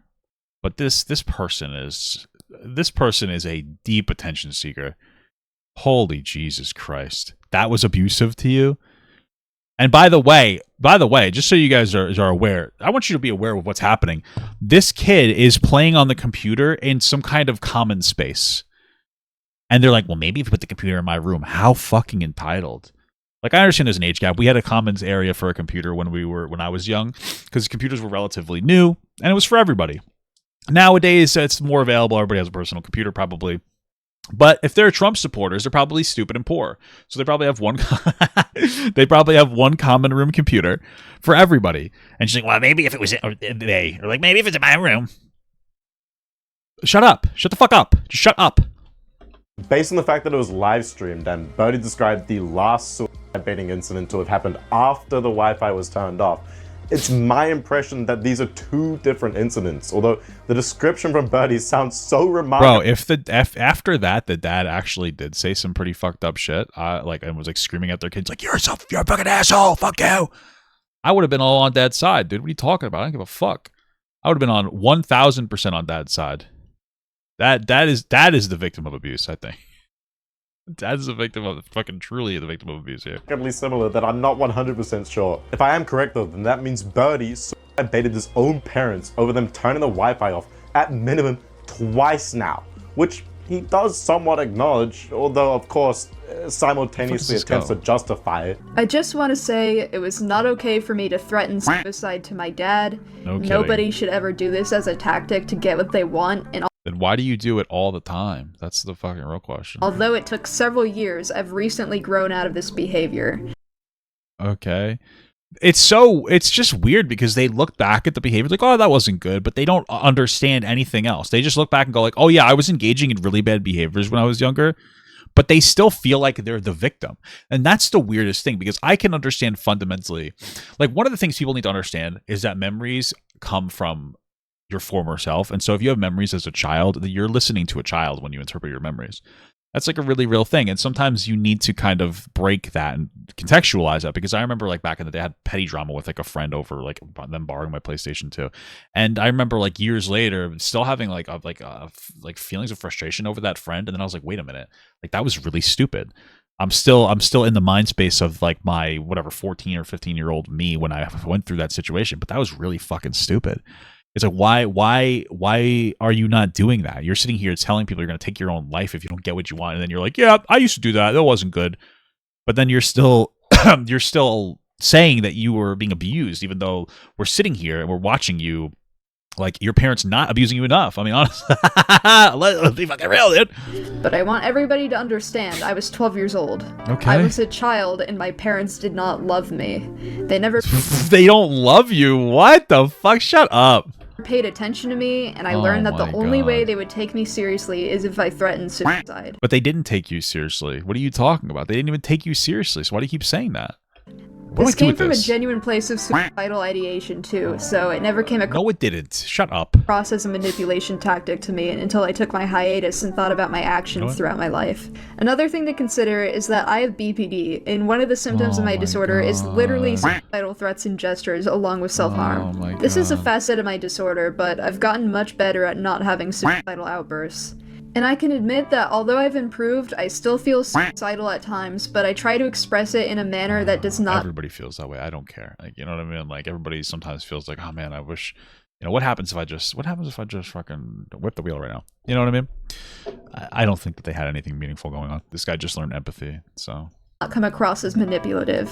The reason I told my dad I was gonna kill myself was because I was live streaming at 3 a.m. and I didn't realize this was something I wasn't supposed to do. So my dad— You didn't realize you weren't supposed to live stream at 3 a.m.? What the fuck is this? A Craniac, Arcade Craniacs video? I don't know. The joke is, oh, that McDonald's 3 a.m. There's no way you didn't know you weren't supposed to do that. What? Dad walked in and told me to stop, and I said I would.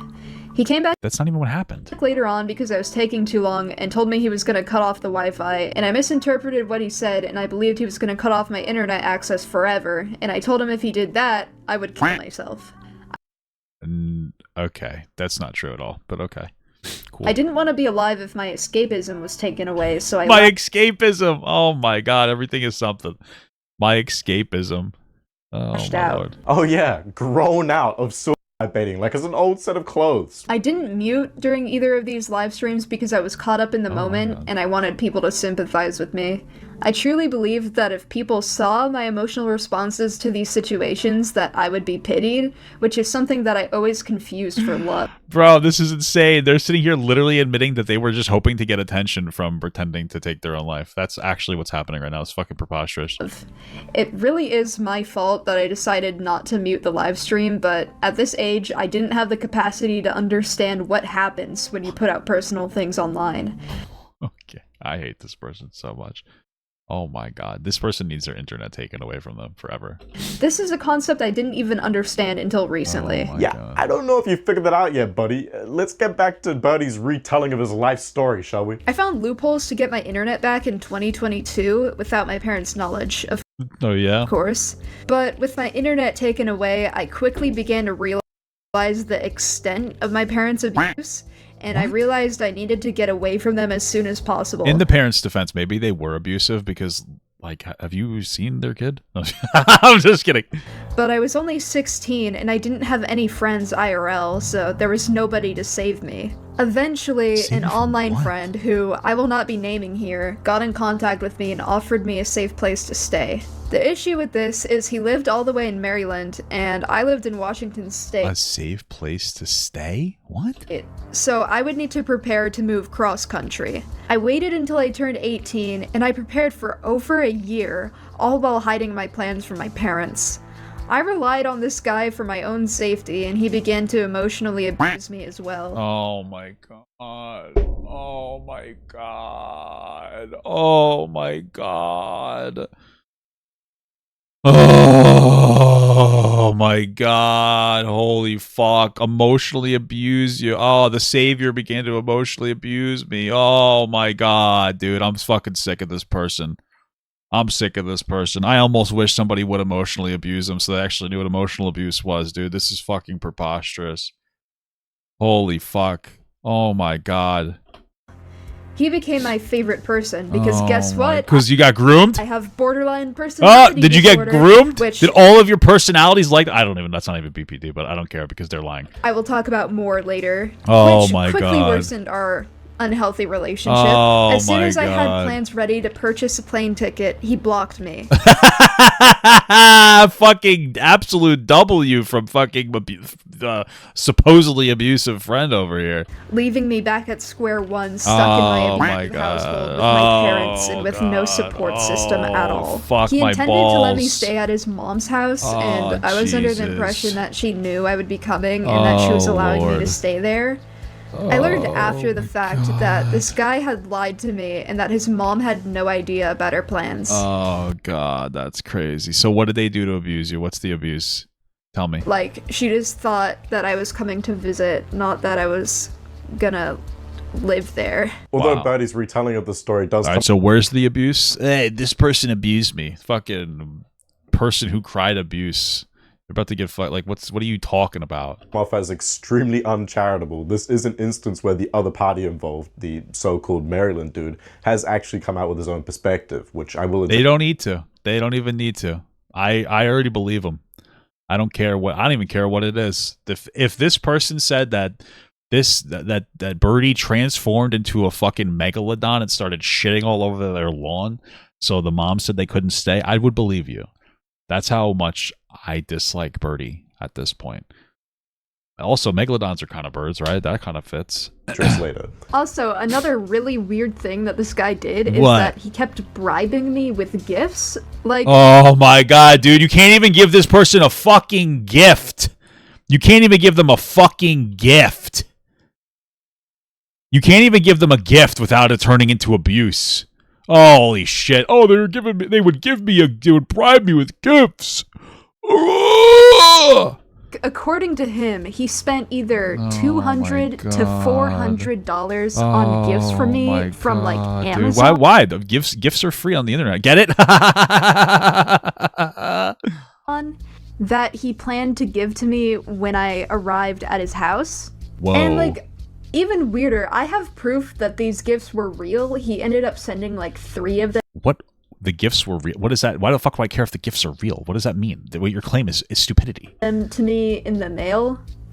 And he would hold these gifts over my head constantly to, like, manipulate me. Oh, Jesus. Like, whenever I did something that he didn't like, he would try to control me by being like, dude, I spent, like, $300 on gifts for you, and you're gonna act like this? You're such a bad friend. That makes sense, though. You seem like the kind of person that you have to kind of, like, be a shitty to in order for you to keep yourself in line. You're the type of person, you're the reason they invented spanking. 99% of kids don't need to be spanked, but like you're the kid that they're like, somebody was like one day was like, wow, you know what? I think we need to normalize this in society. We need to beat this kid. Like that's they're an adult, by the way, now. Okay, shut up. But I feel like that's probably what happened in the past, right? Like there was like in general, there was like that one kid that was such a piece of dog shit that somebody had to invent beating kids. And so like that kid kind of caused that problem. I feel like that's what this person is. And like he would keep increasing the price every time they kept getting you more gifts. Why not just send the gifts directly to you?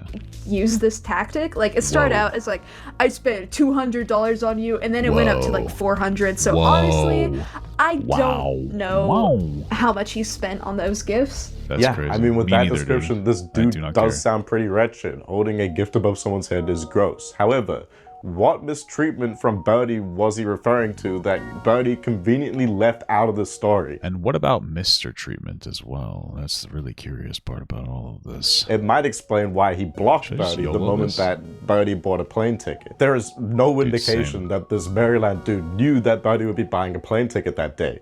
Yeah, I would probably block some delusional abusive freak too if they suddenly decided to enact years-old plans of flying to my house and living there. Also, what the fuck is this guy Keemstar when he was reporting on Pyro's 16, 15, 14-year-old French girl? Why does he keep changing the numbers spent on gifts?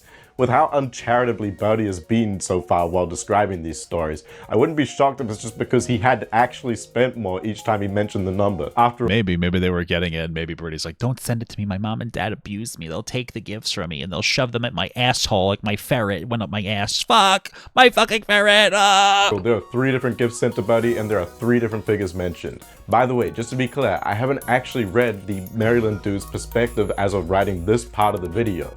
This is all just my opinion and perspective gathered from what Birdie has supplied us with in terms of information. The only reason I knew that the Maryland dude had come out with his own perspective, which later led to me finding it, is because Birdie put this in their video. Meanwhile, as I was dealing with all of this, the Maryland dude from before started harassing me privately and leaking my artwork and vents publicly and claiming I abused him, which led to a resurgence in Birdie drama despite me being on hiatus and also still healing from what this guy did to me. Oh, and there's a final note on this Maryland dude saga for now, at least until I address his side of the story. What the fuck do I do here? Of course, this Birdie fucker had to start using psych terms. I never asked for any of the gifts. He just decided to love bomb me with them. And oh, fuck, I should have known love bombing was coming. And I couldn't do anything. Oh my God. Because holy shit, that's a lot of money to spend on like a manipulation tactic. If I'm being honest, that's what it is. Like, oh. Hey guys, when people get me gifts, it is just a manipulation tactic. I'm healing. Holy moly. I have a personal beef with whoever unleashed the word love bomb on the internet. True. So now it's this is what it really is this person is some weird little kid that would browse Reddit all the time, and they've learned different terms to use.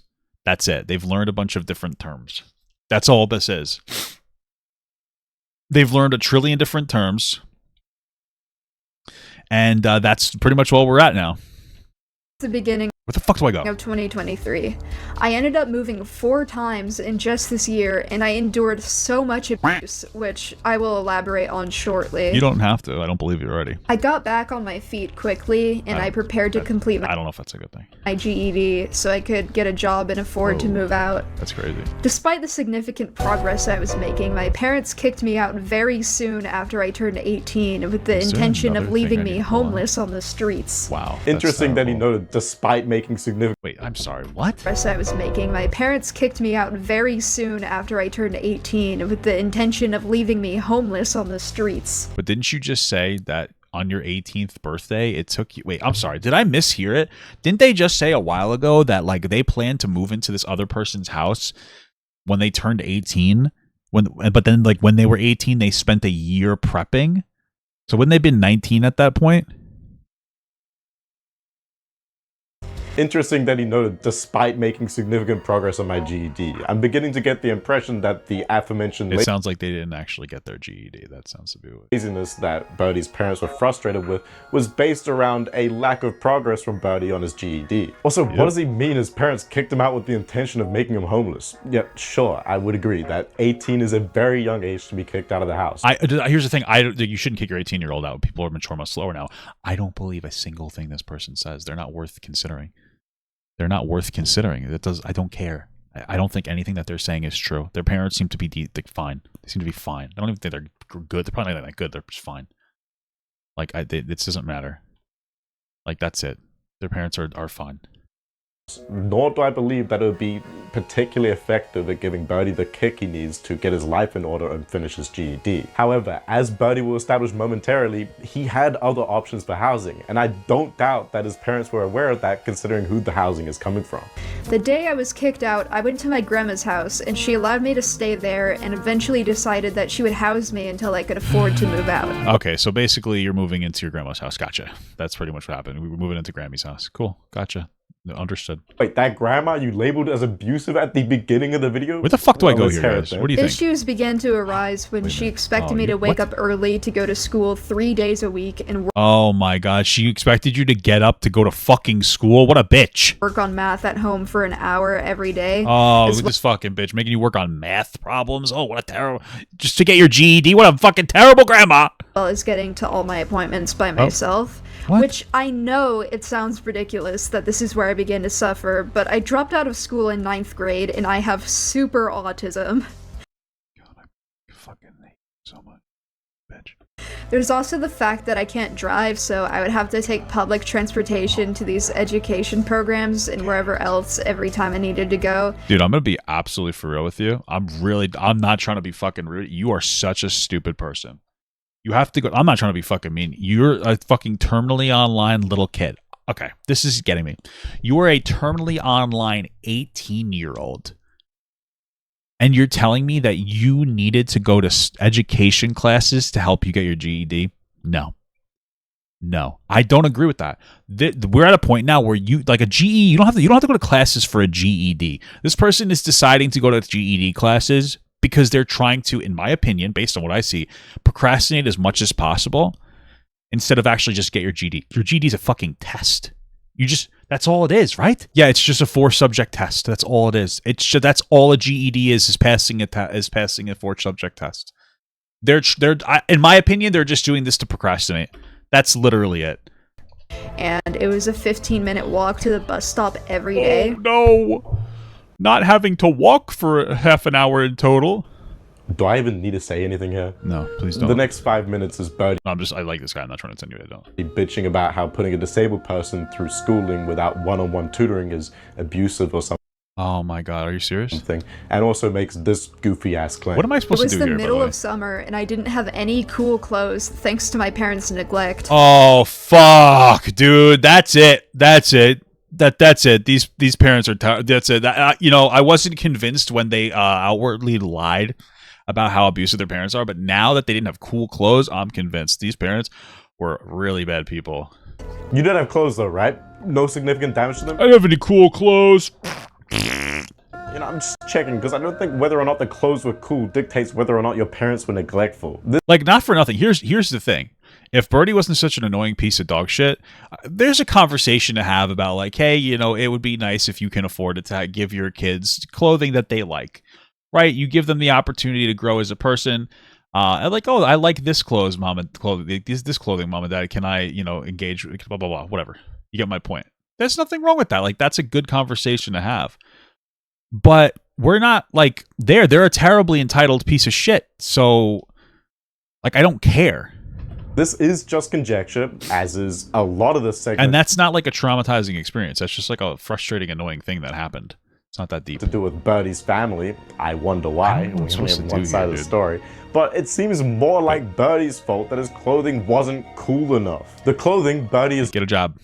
drawn to demonstrate the supposed this? outfit of neglect is black shorts, black t-shirt, black headphones, and black wristbands. If this drawing is at all accurate to the clothing that he was supposedly wearing at the time, I don't think it's too much of a stretch to say that Birdie chose— I don't give a shit. I don't give a fuck. Okay, if they have all the black clothing, this means their parents were trying to give them like clothing to express themselves, and I don't care. was the fucking black clothing, considering it's one of his 3 favorite colors, and Like the the WoW drawing music. that he has representing current day him is also wearing black. Secondly, take the fucking wristbands off me. Oh, I think meant clothes that would keep him cool. I don't care. It doesn't even matter. This person deserves no charity or anything. And while you're at it, the headphones too. I'm the so headphones lost are right just now, gonna though. trap heat that would be escaping from your head. Thirdly, I don't think I've ever worn fucking shorts in my life, so Birdie is actually ahead of me in this part of the meta. And as far as I'm They're concerned, probably not even sweating. It's probably just hairy legs. They seem like the kind of person that doesn't shave. the US is nowhere near as humid as New Zealand, so I don't know what the That depends on where you live in the U.S. The U.S. can be very humid. That's actually, I mean, I don't know how humid New Zealand is, but, you know, then at the end, just, you know, pick a better country. fuck he's complaining about. Anyway, Birdie goes on to give the namesake for this chapter. Fuck work anyways. It's Woo! not like I'm physically or mentally capable enough to uphold a job in the first place. Oh my god. Fuck capitalism, fuck the public school system, fuck ableism. Oh yeah, someone came And fuck my ferret. I think I said that before. with you every 115k subscriber channel in which numerous reasonably high effort animations are posted. What about this very fucking video? Like, why not just put your energy in? If you don't want to, like, listen, I'm gonna be real with you. I don't want to work a conventional job. Conventional job sucks, right? I like doing what I do. So put more effort into what you do as like your job, right? Doesn't that make more sense to do? 2-hour-long trauma dump. All of it drawn, really don't know what I'm supposed to written, do here. animated, and edited by you, Birdie. Birdie is capable enough to write numerous long-winded vents on Tumblr which have repeatedly gotten him in hot water. Wait a second, bring that ramble back up. He mentioned the Maryland dude in it. Okay, so this is a Tumblr post that is in response to a question about BPD, and while that is what the majority of the post addresses, Birdie also elaborates, stating that around the time that he lost internet access, he began thinking that he had BPD, which he brought up to his mother, who shot the claim down. Upon getting access to the internet again, without his parents' knowledge, as Birdie keeps clarifying, he also got in contact with the Maryland dude, who forced the BPD label onto Birdie as a way of explaining his abusive behavior. This What? Once I figured out how to get internet access back, Maryland dude forced the BPD label onto me because he wanted to explain my abusive behaviors. He was abusing me, but tried to gaslight me into thinking I had a victim complex. And that was the other way around. No, you do definitely have a victim complex. What the hell is claim happening? was followed by some bracketed text which stated that the Maryland dude was the one who was actually abusing and gaslighting Birdie into believing that he had a victim complex, and it wasn't actually the other way around, which, holy shit, the first usage of a psych term I might actually agree with. No, not the gaslighting claim from Birdie, the victim complex claim from the Maryland dude. Also, despite the fact that Birdie alleged the Maryland dude had forced the BPD label onto him, Birdie did actually end up being diagnosed with BPD in 2023 Oh, how do we know that? Truthfully, how the fuck do we know that if that's true? by a psychiatrist, which How do we know that? he even acknowledges in the same Tumblr post. Dude, I don't even think that's true. I don't even know if any of this is true. It seems as if the Maryland dude I need to see a doctor's note. I don't trust them. And I don't know what the fuck I'm supposed to do here. Somebody spoil this for me. sure as shit had Birdie figured out in at least this regard. Now, as previously mentioned, the Maryland dude did actually come out with his own perspective on the story, and that was on Twitter with notably substantially more evidence than Birdie. To start off, the Maryland dude, aka Refix, claimed that Birdie was most definitely the one who was at fault. One example of how would be when Refix attempted to distance himself from Birdie due to his increasingly deranged behavior. Birdie threatened to kill himself and sent a photo with cuts in his arms. Yeah, who would have thought that they would do that? Anybody surprised? And proceeded to label Refix as abusive. This is supposedly displayed through this discussion afterwards. Refix additionally clarified that the primary reason he ended up blocking Birdie, preventing Birdie from coming to his house in Maryland, was because Birdie had allegedly threatened to kill Refix behind his back. So yes, Birdie seemingly completely lied about Refix, a person who merely attempted to help Birdie by offering him housing, subsequently labeling him as abusive and driving him to pull out mountains of hair from stress. Anyway, back I believe that person, though. to Birdie's trauma dump, because he starts talking about grandma now and how she was supposedly abusive. Yeah, I bet she threatened to kill herself, huh? Sorry, he, whatever. I just like I almost would fucking guarantee that they're doing like they're identifying for attention at this point. Like it just doesn't. I don't. It's hard to think that any of this is like valid. This is ridiculous, honestly. I texted my grandma one day to ask if I could have some food in her house that I knew nobody was eating, and she got mad at me and told me not to blow up her phone asking for help ever again. Okay, so it sounds like you didn't just want food. What was the specific context here? We're never gonna get it, but I'm curious. What? You can't just say that and expect me to believe you when you're showing fucking contradictory evidence on screen. Birdie's supposedly abusive grandma is just being extraordinarily sweet in these texts, talking about dropping off supplies like food or... Could I have all the chocolate Cliff Bars and the water seasoning?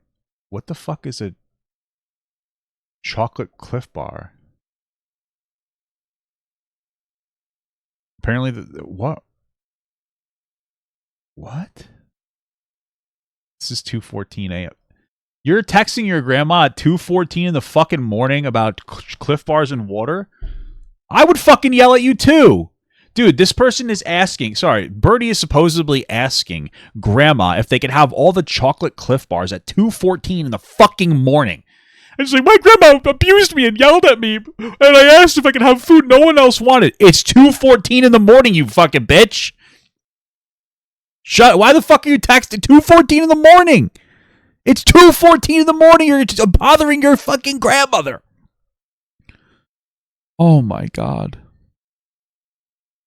Look at this. This one is at 11 a.m. I'll bring that stuff and your blanket flag, a clothes hamper, hangers later this evening. I'll stop off at Costco and get a big box of Cliff Bars. Let me know what time you have a free time later. Oh, you're asking them for Cliff Bars? Also, your parents don't blame. I don't know what else that is. What the hell is this?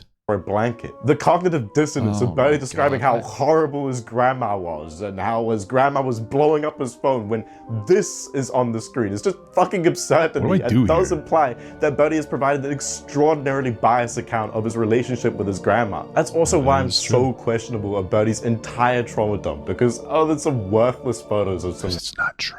This is true. If it's true, bro, I don't know what to tell you. What the fuck? Random gifts he received from the Maryland dude, and a screenshot of another set of texts with grandma. These texts are the only piece of evidence that Birdie provides for his claims of being... What is this? You say your parents... I gotta fucking read this shit. You say your parents can't handle you. Nobody can handle you. I think you need to put some work into trying not to be so much to handle. You burned your bridges here. Telling people you didn't feel safe here was incredibly underhanded and hurtful. If you don't want to get kicked out, you should talk to Nana and Jean about what you can do to deserve to stay here. What do they need to see from you? How can you prove yourself? Are you willing to try? Or you can ask a shelter owner for help to put more effort in there. At least you wouldn't be homeless. Okay. I mean, dude, it sounds like, not for nothing, but the way that this I mean, I don't know. You know, maybe their parents really were terrible people. I really don't know. But the way that they talk, it leads me to believe that, like, they're probably the shittiest person in the entire fucking world. And they're incredibly difficult. They're an incredibly difficult kid. And, like, something happened. And, like, I don't know. That's what it just seems like. It just seems like their fault. And the parents are like, listen, you got to get out of the house if you're going to falsely claim that we're fucking abusing you. We can't have you stay here.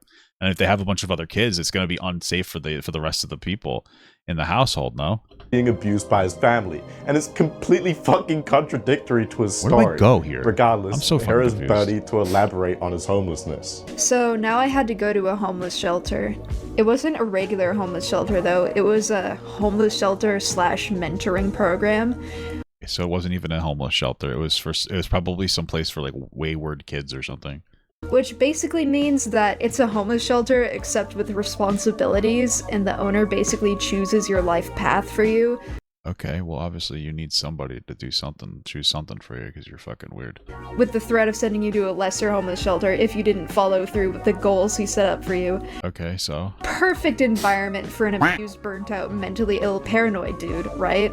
So this all went about as well for me as you could guess. I was surrounded by other homeless people with no privacy. I was too paranoid to go outside, and You got kicked out of your house for being like just not a good person, so okay. barely had any money, so I couldn't get myself groceries, and I basically began to starve. Most days, all I ate was a granola bar or two, and some days I didn't even eat at all. Whoa. I stopped showering because the living space was so dirty that I didn't feel clean after showering anymore. I was in an unsafe area. People would pizza bomb the place, and there would be police outside with loaded rifles. What is a pizza bomb? So what it sounds like is that they are in a halfway house. They have gotten themselves into a halfway house because of how like difficult they were. Something like that. That's what it really sounds like to me. Literally everybody would laugh it off while I hid in my room and had a panic attack. One day I got too scared to drink the water because of how dirty the sink was, and I came dangerously close to passing out due to dehydration. I began to lose weight I didn't want to lose. Why don't you clean the fucking sink, right? Like, do it yourself. Close to passing out due to drink the water because of how dirty the sink was, and I'm sorry. I just want to be very clear here. You're telling me that you wouldn't drink any water because the sink was dirty? Would you clean the fucking sink, idiot? Why is it not an option for you to clean the sink of the living space that you're in? Like, you realize that, oh, the sink was so dirty, I couldn't even drink water from it. Clean the sink. Clean the sink, dude. Clean the fucking sink. You can literally just clean the sink yourself. Came dangerously close to passing out due to dehydration. I began to lose weight I didn't want to lose due to the lack of food. I was barely sleeping, too. That sounds like a tutoring program. So you didn't have any food or water, but you weren't sleeping? I don't know if I feel like you would only be able to sleep. What? Mixed with a boarding house. I mean, there's also this text from Birdie's grandma, which I'll expand upon later, in which Birdie's grandma explicitly refers to staying at the shelter as not being homeless. To be fair, that could just be referring to the fact that Birdie would at least have a roof over his head, but regardless. Conjecture warning, but this sounds like a program that you would need to fill out paperwork for, which, when considering Birdie said this, that I needed somewhere to stay where I had a basic level of assistance because on my own I would literally starve to death, and my mom told me it would be fine and that her and my grandma would help me get groceries and get to my appointments. Oh, okay, so they're gonna help you? So what does it matter? Where was that kind of help I needed a few months ago? I don't know. You seem like a bad person. And he's also previously described those family members as transphobic.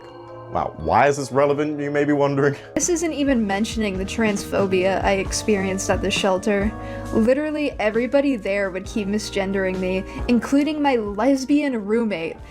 Okay, well, I mean, my question is, like, how are you dressing? It's important. So if you're going there and you're like, I'm a guy, but you're not dressing like a guy, do you expect people to, like, I don't know, I don't really understand what you expect people to do for you there. It doesn't really make sense to me, but okay. Like, dude, you're LGBTQ, you should know better. Dude, Drew. The owner introduced me to everyone with my dead name behind my back for literally no reason. What's your live name? Raptor, right? Raptor Demon or something? Like, there wasn't even a legal reason for him to do this. The reason I say this segment is conjecture is because there isn't evidence that there was any paperwork involved. However, if there was, I don't think it's too much of a stretch to assume that it was Birdie's family that filled it out. And considering they're supposedly transphobic, I don't think it's too much of a stretch to say that they would have put his birth gender on there and not his transition gender. So despite saying that there was no legal reason for it, I can definitely envision there being one.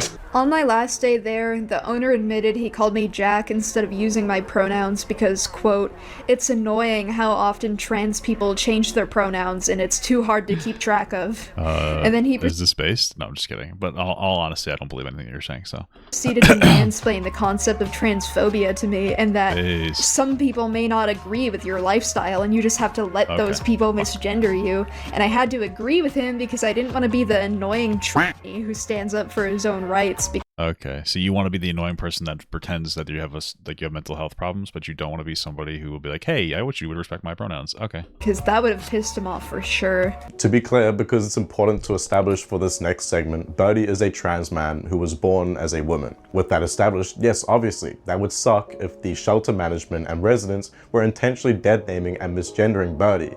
However, with how uncharitable his retelling of the story has been, especially in regards to his grandmother, I'm dubious of the claim's validity. Also, Yeah, I mean, I've been dubious for a while now. So even in Birdie's description of his interaction with the shelter manager, other than maybe the comment about how annoying it is to keep up with people's updated pronouns, the shelter manager sounded relatively reasonable. I mean, yeah, it is just unfortunately a fact of life that people will not agree with Birdie's lifestyle and as a result will intentionally misgender him. And that's just something he has to put up with or risk other consequences for. Again, I'm not even going to like encourage a conversation about this because I don't think that this person is being honest about anything that they're saying. So it's not even like worth it to me. So that's how I feel about that. I don't really care because I don't think that they're being honest. Reacting. Additionally, Birdie did put this text on screen which claimed his grandma told him that they put him in a girls' dorm in order to not make the boys uncomfortable. So clearly, I mean, dude, like, I'm not trying to be like, I'm really not trying to be rude. Let's just do this for funs. I'm really not trying to be rude here, but like, how much effort are they putting into passing? Like, I can appreciate you have like, you know, different, you know, concepts about yourself, but like, are they actually trying to be passable, or are they just like? Because I don't know if I don't even think I believe anything that they say. It's just a constant like oppression festival. I think that they invalidate the existence of other actual trans people. And so like, are they actually trans, or are they just like, call me he/it, and then they make no effort to actually express themselves in a different way because it means nothing to them. I don't know. His family was. Do I think that this person is so deep in the victim mindset that he believes his own lies or is proven malicious?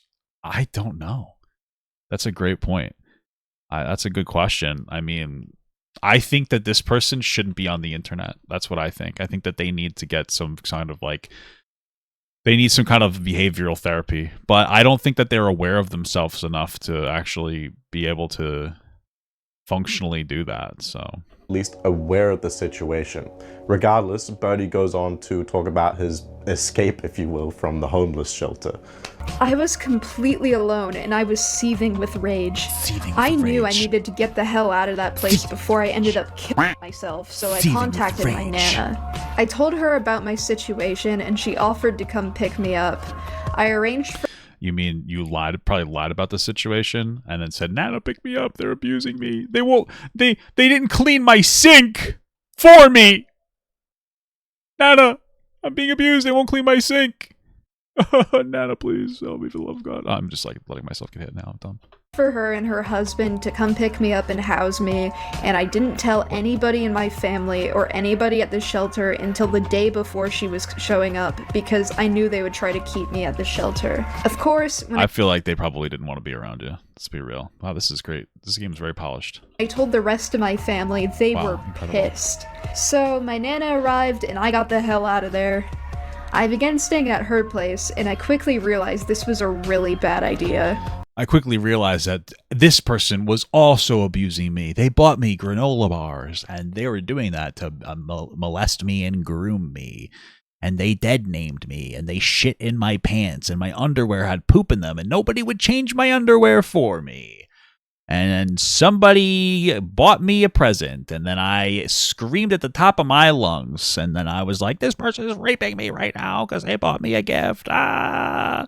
And then she said it was expensive, and they don't have money for other things that I also wanted to do, and that's financial abuse. Like, what's happening? They had me live in their garage, and the room that they placed me in had no locks and no doors. Oh my God, are you telling me that your grandparents let you move in, but the only available room was had no locks or anything? Holy fuck. I can't believe they didn't put you up in like a top tier hotel. This is actually so disgusting. Your grandparents are fucking horrible people. This is actually, I'm vomiting all over my own balls right now. There's vomit on my balls. I have ball vomit on me right now. It's actually so insane how horribly you're being treated. It's fucking preposterous. My Nana and her husband very quickly became abusive. Oh, Jesus. Holy fuck. They're abusive too? That's insane, dude. Am I just backtracking? I think I am. Fuck. Oh my God, Nana, not you two. Nana, the dog from Peter Pan. What the fuck? Her husband would yell at me and shove me and tug on my clothes and chase me into my room. God, I would hide under the bed from Well, you didn't have a lock. What did you do once you got there? It's not like you could have fucking hid from him, right? You could have just opened the door. What happened? him, but he would just keep yelling. Oh, he would yell. He would call me retarded. Oh, Jesus Christ. Jesus, I can't believe he would do this to you. And swear at me and yell.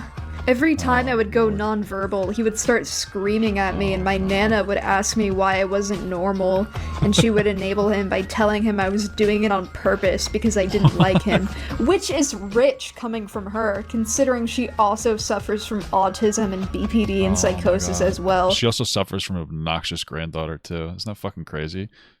Guys, what's worse, having autism or having a terrible granddaughter?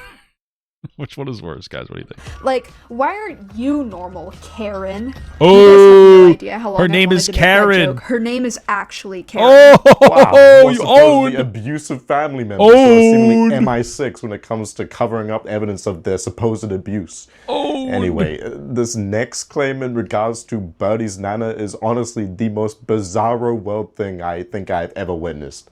Every week, when her husband would threaten to kick me out, I would present options of places for me to stay. I told her I could stay at a motel until my roommate came to pick me up, and she would come up with all sorts of bullshit to prevent me from having a safe place to stay. That's crazy. Why would she do that, dude? That's fucked up. How do I get in there? I think I fucked up. I would give her options, but she would say weird shit like she could take me to Oregon so I could live at her unfinished beach house despite her being Did I fuck up? unable to drive. She offered to buy a house in my hometown so I could stay there. She told me to just get an apartment by myself. Like, come on. In this economy, with the disabilities that I have, being unemployed... In this economy, with my disabilities, this ability to get that pussy. Just kidding. You don't have that ability. You're a loser. It'd be easier to cure cancer by mixing a shampoo potion together. Whoa, is that a real thing? A shampoo potion? Told her everything I said just here fucked myself. about the homeless shelter, and that was not an option. I had options supposed to on go where that to way. stay, but she straight up refused to back? let me go safely. She forced me to go back to the homeless shelter one day. I didn't have a choice because I had no method of transportation. that's There weren't terrible. any public buses in the area. I was literally in the middle of nowhere, by the way. My options were going back to the shelter Like Courage the Cowardly Dog? or being left to the streets of this nowhere neighborhood and either starving to death or getting killed by coyotes. Oh, I would coyotes. Holy fuck! Like the hot ones from the movie Coyote Ugly. Give her options, but she would just say weird shit, like offering me free fucking housing. Like, what are we talking about? No, Birdie, your two options weren't fucking starve or get ate by coyotes. They were a house in Oregon or a house in your hometown. Like, what is all this shit about homelessness if it's completely self-inflicted? It is very well possible that Birdie's family was abusive to I don't think it was. I think that she's full of shit, or they, whatever, they're full of shit. Birdie when they were younger. I mean, other than the unrestricted internet access, I don't know how else you would end up with someone as fucked up as Birdie. The issue is, however, when going off of what Birdie has told us, I cannot in good faith make that conclusion, as by his description, his family has attempted to provide support to Birdie and subsequently just got pushed away and received abuse allegations. That is especially when considering this second screenshot of text from Grandma, wherein you can see Grandma seemingly giving Birdie some tough love, stating that Birdie should put some more work into not being so much to handle, as the whole family Clearly, they were way too much to handle. So can't deal with it, especially after being burnt. Notably, Grandma does actually mention the shelter owner, stating that Birdie could contact him in an attempt to avoid homelessness. So, assumedly at this point, the free house in Oregon or the free house in his hometown is off the table. The free house in Oregon. fact that Birdie started the video Yeah, I'm a victim. I got a free house, baby. with a disclaimer of why his family shouldn't watch it is suspicious to me. Was it genuinely motivated by desire for them to not be involved in his life because of the fact that they hurt him? Or was it just because he baselessly slanders them for the next half an hour and doesn't want to suffer the consequences of them watching it because he might actually be made homeless then? Based on the fact that we only have one side of the story, and when considering both substantial pieces of evidence that Birdie provides contradicts his narrative, I'm inclined to believe that it's an extremely biased retelling of the story that paints everything in the absolute worst possible light. And I'm fairly certain this person's a poo-poo head. Birdie's recent life story isn't the only instance of him dishonestly framing a situation in order to paint himself as the victim. Regardless, at threat of being kicked out of his nana's place, Birdie takes his grandma's advice and contacts the shelter owner. However, for whatever reason, also states that he has accommodation from Ciney Bear 03, who he also reached out to around the time. I got so desperate, I texted my mom and my grandma for help. And It sounds like that's all you do is text other people for help. What are you talking about? You got desperate. What are you talking about? It's like all you do is you message other people and you ask them to help you because you're unwilling to do anything yourself. What are you talking about? My grandma told me that it was my fault for being kicked out again and yada yada. Probably was your fault. It is, you know, I'm not saying probably is your fault, so shut up. And to call the owner of the shelter so I could go back. My mom told me to go back to the shelter too. I told them both why that wasn't an option and that I needed somewhere to stay where I had a basic level of assistance because on my own I would literally starve to death, and my mom told me it would be fine and that her and my grandma would help me get groceries and get to my appointments. Yeah, because it's not a real claim. They're saying I'll starve to death if you don't help me, because they're just trying to get out of going into this place, and they're trying to get the mom and they're trying to get other people to do everything for them. So they're like, oh, if you don't get this for me, I'll starve to death. It's all bullshit. They're just saying they'll starve to death as an excuse. Like, that's it. It's not real. That's the whole thing.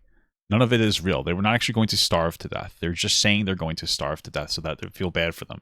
That's all it is. They're making shit up so that people feel bad for them. That's the only way that they get attention. And it makes sense. Out of everything, after listening to this entire thing, the thing that makes sense more than anything else is that this is somebody that has a lot of siblings that gets almost no attention. And so they've gotten into the habit of just saying that of just pretending to be a victim for the attention. That's what this reads as to me throughout this entire thing. And so every single time something happens, they're like, I'm a victim, I need attention, because they don't get the attention that they feel like they should get, which there is a level of validity to it because they do have a lot of kids.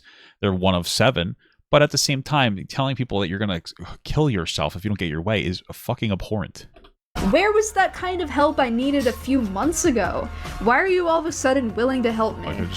Oh, I don't know, maybe because Birdie is homeless and clearly can't take care of himself, so pushing him to do things like taking care of his own appointments would just apply unnecessary pressure to a family member that they're attempting to help at the time. Well, I didn't have a choice, so I called the owner of the shelter and asked if I could get back in. The thing is, my nana and her husband threatened to kick me out so often that I made plans for my roommate to come pick me up on November 4th. Due to this information, the owner rejected me and told me I couldn't go back to the shelter. That makes sense, because you're probably a nuisance there. Why did Birdie tell the shelter owner that he had accommodation with Ciney Bear when he just didn't, because Ciney Bear was across the country? Did he even clarify that, or was it just like, nah, G, I got somewhere to stay, don't worry about it, bro? Regardless, it's... I mean, he hid the plan's existence from his parents already, even if he did specify that he was getting picked up on November 4th in the shelter and denied him because of that. Why not hide that plan altogether? Yeah, true. Okay, I see what you're saying. So, you don't care. It's just exhausting caring about this. Like, the whole thing is just ridiculous. They're full of shit. They're looking for reasons to not get into the shelter. They're looking to back their parents into the corner.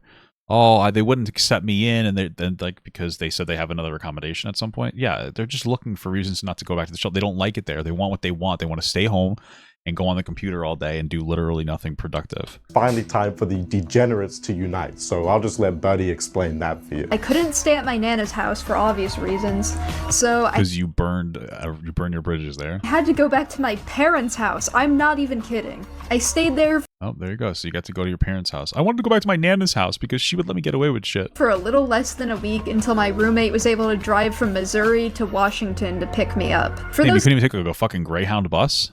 That's fucked up. Putting all the stress on your friends. Oh, fuck. Curious, Okay. My roommate right, is dude, Ciney Bear relax. 03, another animation memer, furry, previous Sans fangirl. What are the chances? As of writing this, we've Very high because you guys met online. been living together for almost 2 months. We've known each other through the internet since we were kids, and we used to watch each other's videos on a regular basis. Cool. So it is incredibly surreal knowing that we ended up living together. But like, good surreal. I honestly don't know what I would have done without her. I know for sure I would have been homeless on the streets. It's hard to express how grateful I am to have this opportunity and to have a friend like this in general, because I've never experienced this kind of love and care and compassion until now. But I am incredibly grateful to have a chance at life, and it's all because of Ciney. Everyone in her life was telling her not to come get me, but she went out of her way to say Ciney seems like such a good person. Thank God they're not like a... Thank God they're not a groomer. save me regardless. We had a Is that what they did? I don't remember the specifics. Nice road trip. We were in the car for about 2 days. We snuggled up under some blankets and watched YouTube videos, ate snacks, listened to music, talked about things, and took naps on each other. Wow. We were homeless for a few days, but her friend provided us a place to sleep until we could move into our apartment. Cool, I guess.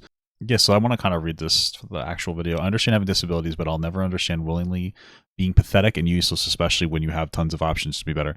This is the thing, from what I'm seeing, her problem isn't that she's being abused. Her problem is that all of her parents are enablers. That's it. The parents are enablers, and they just constantly like give in to this person's behaviors. So like they'll act like a piece of shit, and they're like, okay, fine, you could do this. Okay, fine, okay, that's what it is. So the parents aren't hard enough on them. They're a difficult child, and their parents just choose to be like, okay, you have your way because it's easier for them, which is bad parenting. But this seems like an actual bad kid. And now we're here. We have our own place, and we're happy. Not once in my entire life did I ever think I would have a future like this. Like, up until now, I had never been in a safe environment, so I had no concept of that ever becoming a reality. I fantasized about a future like this since I was very little, and now I'm here. That's crazy. I'm still mentally ill. Were you... I'm still struggling, I'm still healing from my past, but I'm happy and I'm safe, and I have a chance. How does there a big, great sword lightsaber with weight to it? It's made of light. Theoretically, it can go on for miles and it wouldn't feel like you're holding anything, but okay. At life. I've never had that before, and I never could have done that without Ciney. Wow, what a cute story. I'm sure this happiness will last forever. I've been an irresponsible content creator, and I've been acting inappropriately towards my fans. This alone is enough for me to realize I need to make sweeping changes to how I conduct myself and how I interact with my fans.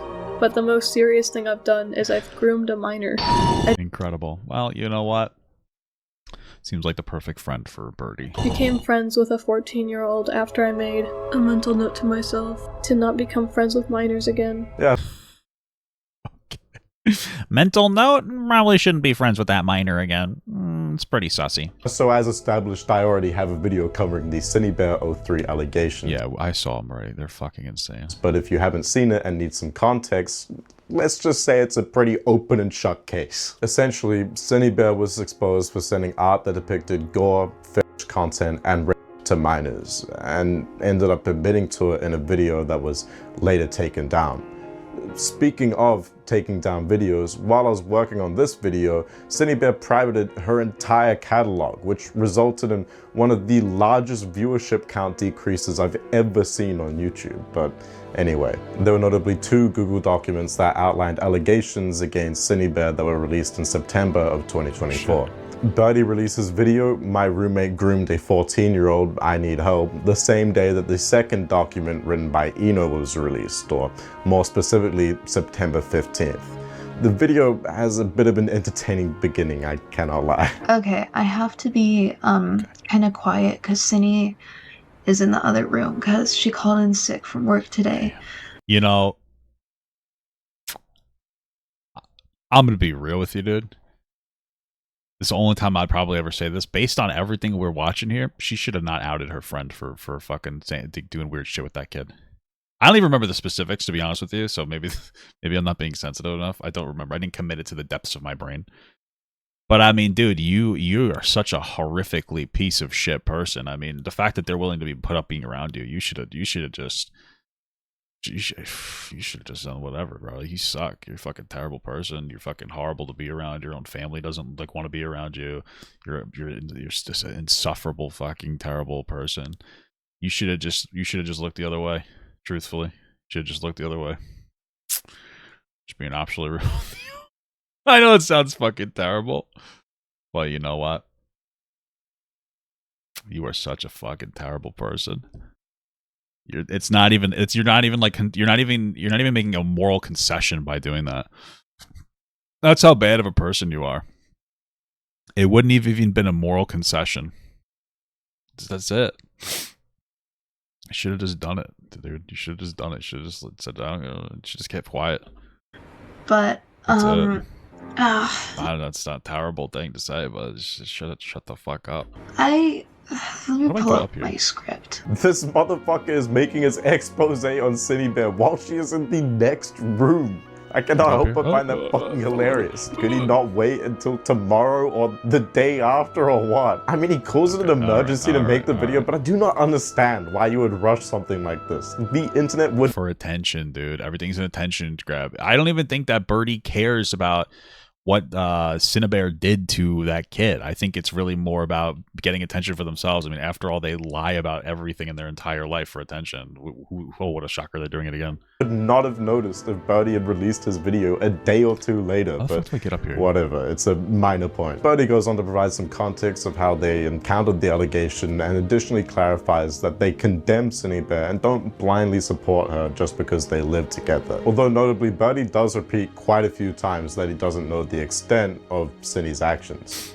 So hey Birdie, maybe you should go watch my last video and then you can come back and watch this one. Birdie then states that he's looking to move out and will be— if they actually watch it, they'd say that it gave them mental health problems and they'd blame you for going to like urgent care or something.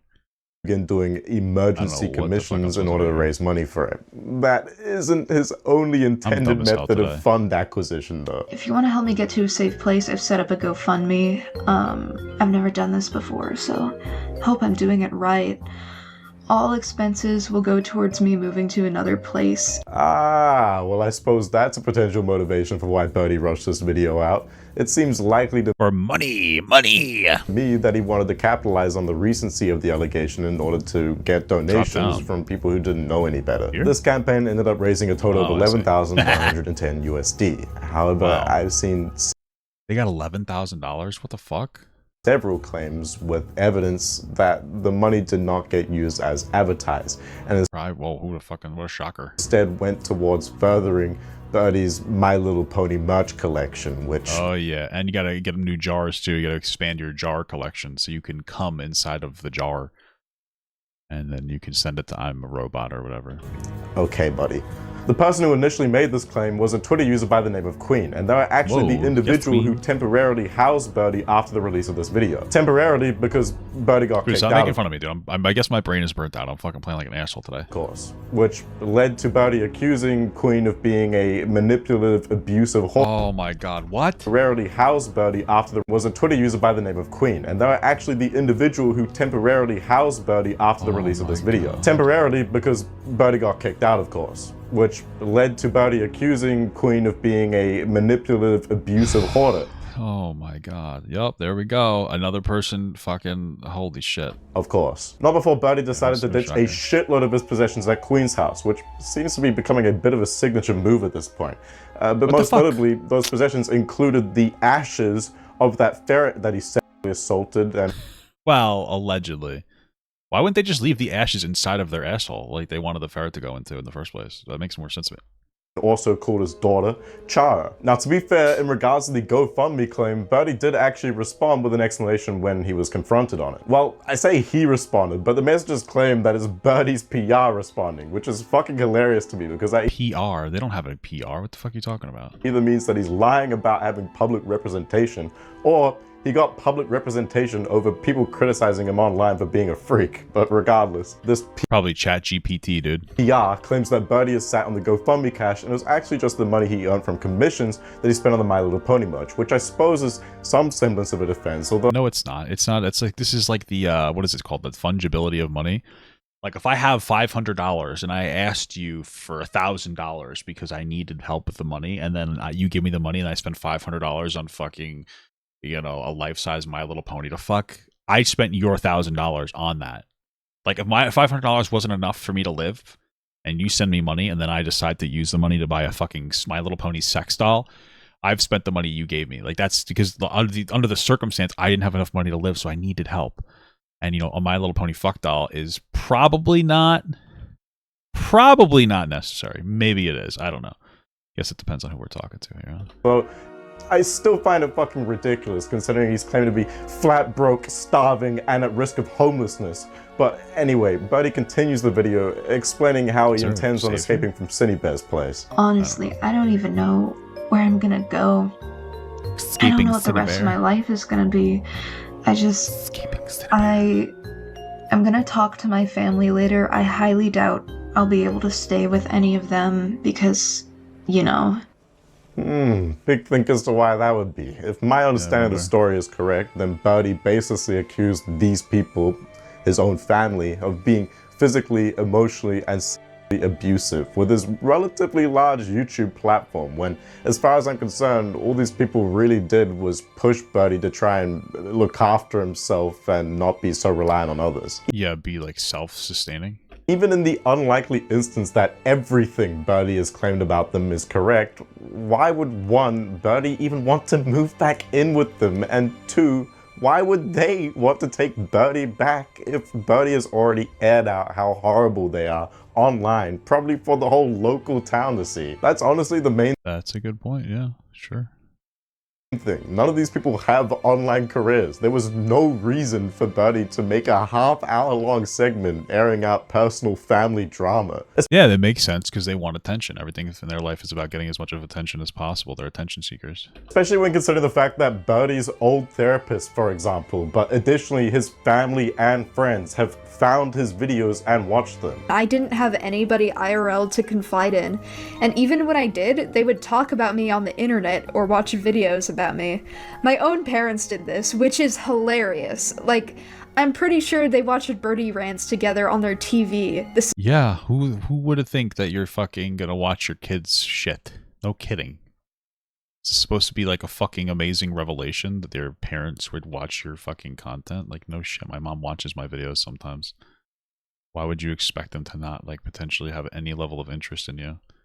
Makes no sense. Especially if you're talking about them, you know what I mean? Of course. And especially if you, like, in this context, like, maybe you have some fucking friends who, like, in the community that like you, so they watch your content and then they tell their mom, like, oh, mom, the fucking, you know, Demon Laserbeam was talking about you. It's fucking weird. And then all of a sudden, you know what I mean? Like, does that not make any sense? Like, it makes perfect fucking sense. What are you talking about? Oh, this is pissing me the fuck off. I need to save. This is like cartoon villainy. I have a personal life and beefs, but you guys sure as shit aren't hearing about it unless it's anecdotally relevant to a point or it somehow comes online. And even then, I'm gonna do my best not to disclose any of the parties involved. I mean, this motherfucker Birdie seemingly accuses every single person that comes within a 10-meter radius of him of abuse without evidence. So of course people are gonna start poking holes in his story, especially if he starts asking for 10K to solve a problem that he seemingly made for himself. What's pretty absurd is that, as far as I'm concerned, Birdie is currently staying with another family member. So, genuinely, what did that 11,110 USD go towards other than My Little Pony merch? Because it seemingly wasn't the advertised housing or food, which I would say, if is the case, makes the campaign a scam. Either way, seemingly right before Birdie released his My Roommate Groomed a 14-year-old I Need Help video, he accused Ciney Bear of sexual assault, which he included the audio of in the video. Dude, what? This whole thing has made me realize that you have been, from what I remember, they were just like, they were mutually attracted to each other or something. It doesn't matter. Inappropriate with me too. Wait, how? You know how I told you not to like poke me in the butt or like on my crotch and you still do it? Oh, Wait, do I do it in the crotch, really?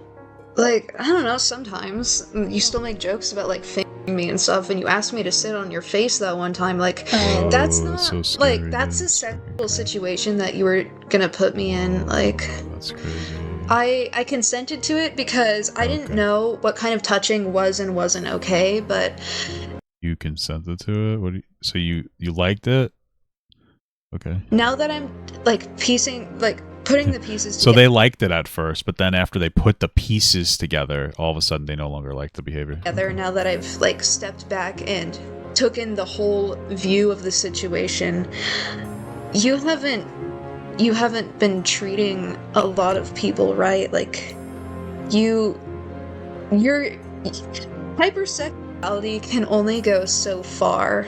Like, at this point, you're taking advantage of your fans, and you've taken advantage of me, and I'm gonna be honest, Ciney, I don't want to live with you anymore. The fuck are you talking about? I'm sorry. Why would you be sorry? You just claimed that they sexually abused you. What would you be sorry for? How the fuck are you not dead? What would you be sorry for if you're like actually telling the truth? I'm sorry, Ciney. You basically raped me, but I'm so sorry. What? This doesn't make any sense. I draw a line here. I can't have you doing these things with kids. I can't Okay. live with someone. What I forget exactly what did Ciney Bear do exactly? Like they were talking to like a young person, and what exactly? I don't remember the specifics of it. I need to know because I want to say that I think that Birdie is a worse person, but that might be irresponsible because this person might have done some pretty significant damage. But it also might still be true even if they did, because this person is such a horrific piece of dog shit. That it still might be true. Who is taking advantage of children? I can't. I don't want to anymore. But I don't want to take advantage of children anymore, please. Did, and that's the issue. You can't undo this. Like you have done this with so many people, and Cinnabear sent a 14-year-old a bunch of NSFW art when they were 20 and admitted to getting off to it. Okay, gotcha. So they're a fucking weird freak. It's okay. No,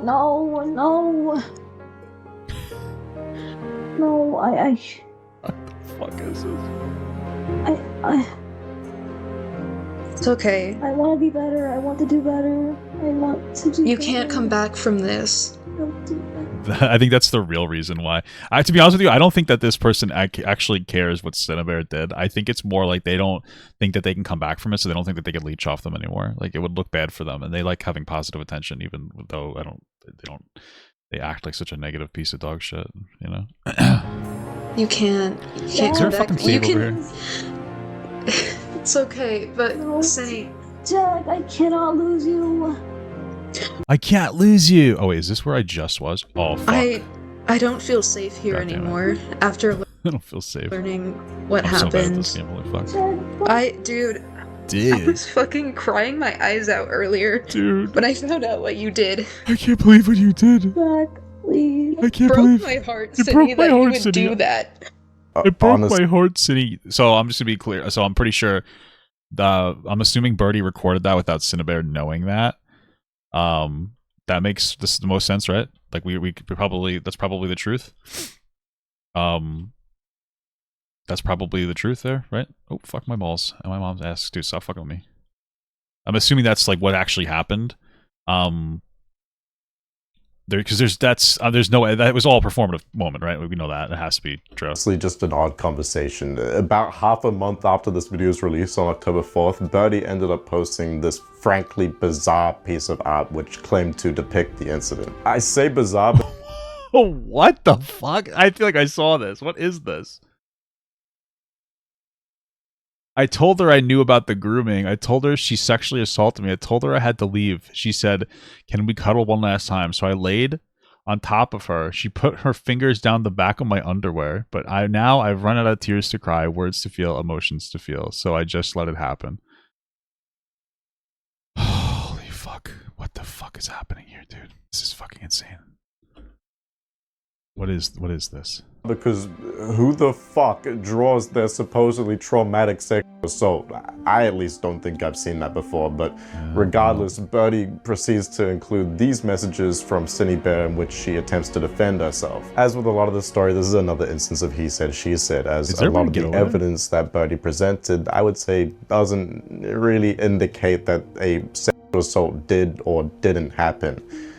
However, I do have to point out how convenient this timing from Birdie is. Don't get me wrong, Ciney Bear is a freak who has sent inappropriate messages to a minor, but if she also sexually assaulted Birdie, why is that only coming out now? It's not real. None of this is, like, it's not real.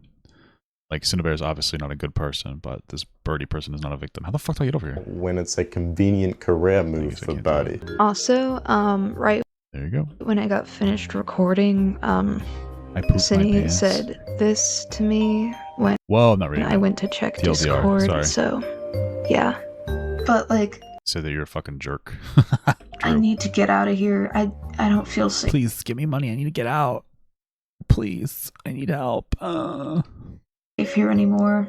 The public needs to know this information. Like, this is a public matter, and I'm gonna be the first to voice this publicly, because if somebody else went first, everybody would go after me. And don't worry, I am like speed running this. I'm not even worried. I'm not even worried at all. I'm not worried at all about you. You mean nothing to me. So yeah, don't worry about it. Going through this as fast as I can, just so I can like stress, girly pop. Just so boy pop. I can get this out as quick as I can, so... Wow. Me when I'm trying to take a big poop? Just so everyone's educated.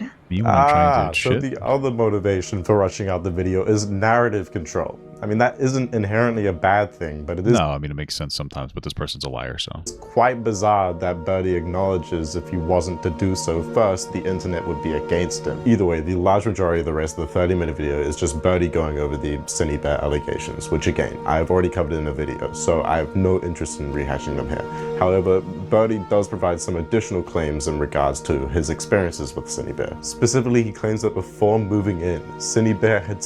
Fuck, this is so deranged. Specifically, Birdie claims that before moving in, Ciney Bear had sent art of Birdie raping Ciney Bear to the roommate that Ciney Bear had before Birdie moved in. What? Birdie was informed of this by the aforementioned ex-roommate, however, moved in anyway. Look, I'm gonna be real, all of the descriptions of Ciney Bear sexually assaulting Birdie just sound like awkward sexual encounters in which the lack or presence of consent wasn't made particularly clear to either party. So I find it difficult to definitively state whether there was or wasn't sexual misconduct from Ciney Bear, at least in regards to... I think that this Birdie person is so unreliable that like it's not even worth speculating, because they lie constantly. Like, they're just a lying person. There's no actual evidence. They will clearly lie for fun. I wouldn't doubt that they made it all up. To Birdie, obviously. I wouldn't say Ciney confessed or anything in the confrontation. She just sounded confused. So I honestly have no opinion on this accusation, especially considering how unreliable of a narrator Birdie is. Yep. Whoa! Same words? Pre-watched? Guys, did I pre-watch? Interestingly, Birdie also stated that Ciney Bear had met his family. So here's the clip of that. It took one conversation for my happy ending to just be ripped out from under me. My friendship with Ciney was all a lie. Could you imagine sitting down and recording, expressing your supposed trauma, and then animating little pixel sprites around it and being like, guys, this is so fucking serious, you don't even understand. Like, that's actually crazy to me. The opportunity she gave me, her saving my life. We celebrated Christmas together. We celebrated Thanksgiving together. Wow. My whole family treated her like she was part of us. Wow. Even my parents. We went on vacation with family in Seattle for 4 days very recently. My grandparents paid to fly me and Ciney out to Seattle, and they don't even know her. They gave her $300 to like spend in Seattle, and they didn't even know her. They were so kind and generous to her. Oh wow, but they're so abusive too, right? And she ended up being a predator. What do I do to solve this puzzle? She fucking broke my heart. Let me remind you that these are the same parents and grandparents who were supposedly abusive. Interesting how the described demeanor completely changes when it's convenient to Birdie's narrative of Ciney being a horrible person because she was ungrateful to Birdie's extraordinarily generous parents. Also, don't forget that Birdie was saying in the exact same video 10 minutes beforehand that he doubted he would be able to get housing from his family. I mean, I could certainly believe it, although after hearing that they went on vacation with them and Birdie's family was very kind to Birdie and Ciney Bear, who was essentially a stranger to them, well after Birdie had already made their video accusing them of insane shit, it makes me extremely dubious. The next element of the story would be the it makes you dubious? I think it makes them dubious, but I understand what you mean. It makes you question. Tweets that came after this video, although I want to show you this clip first. One time she wanted to find a character AI adjacent thing that let her sext with the AI, and her friends didn't give her anything. One time I was cuddling with her and I was on top of her and we were watching something while she was sexting with the AI. Wow, crazy. I'm not really... I really don't care. That's it. You guys are weird little freak gooners. I said something like, oh, your heart's beating really fast. You must be scared of whatever we're watching. And she said, oh no, it's for another reason. And why was her heart beating so fast? Were they that horny?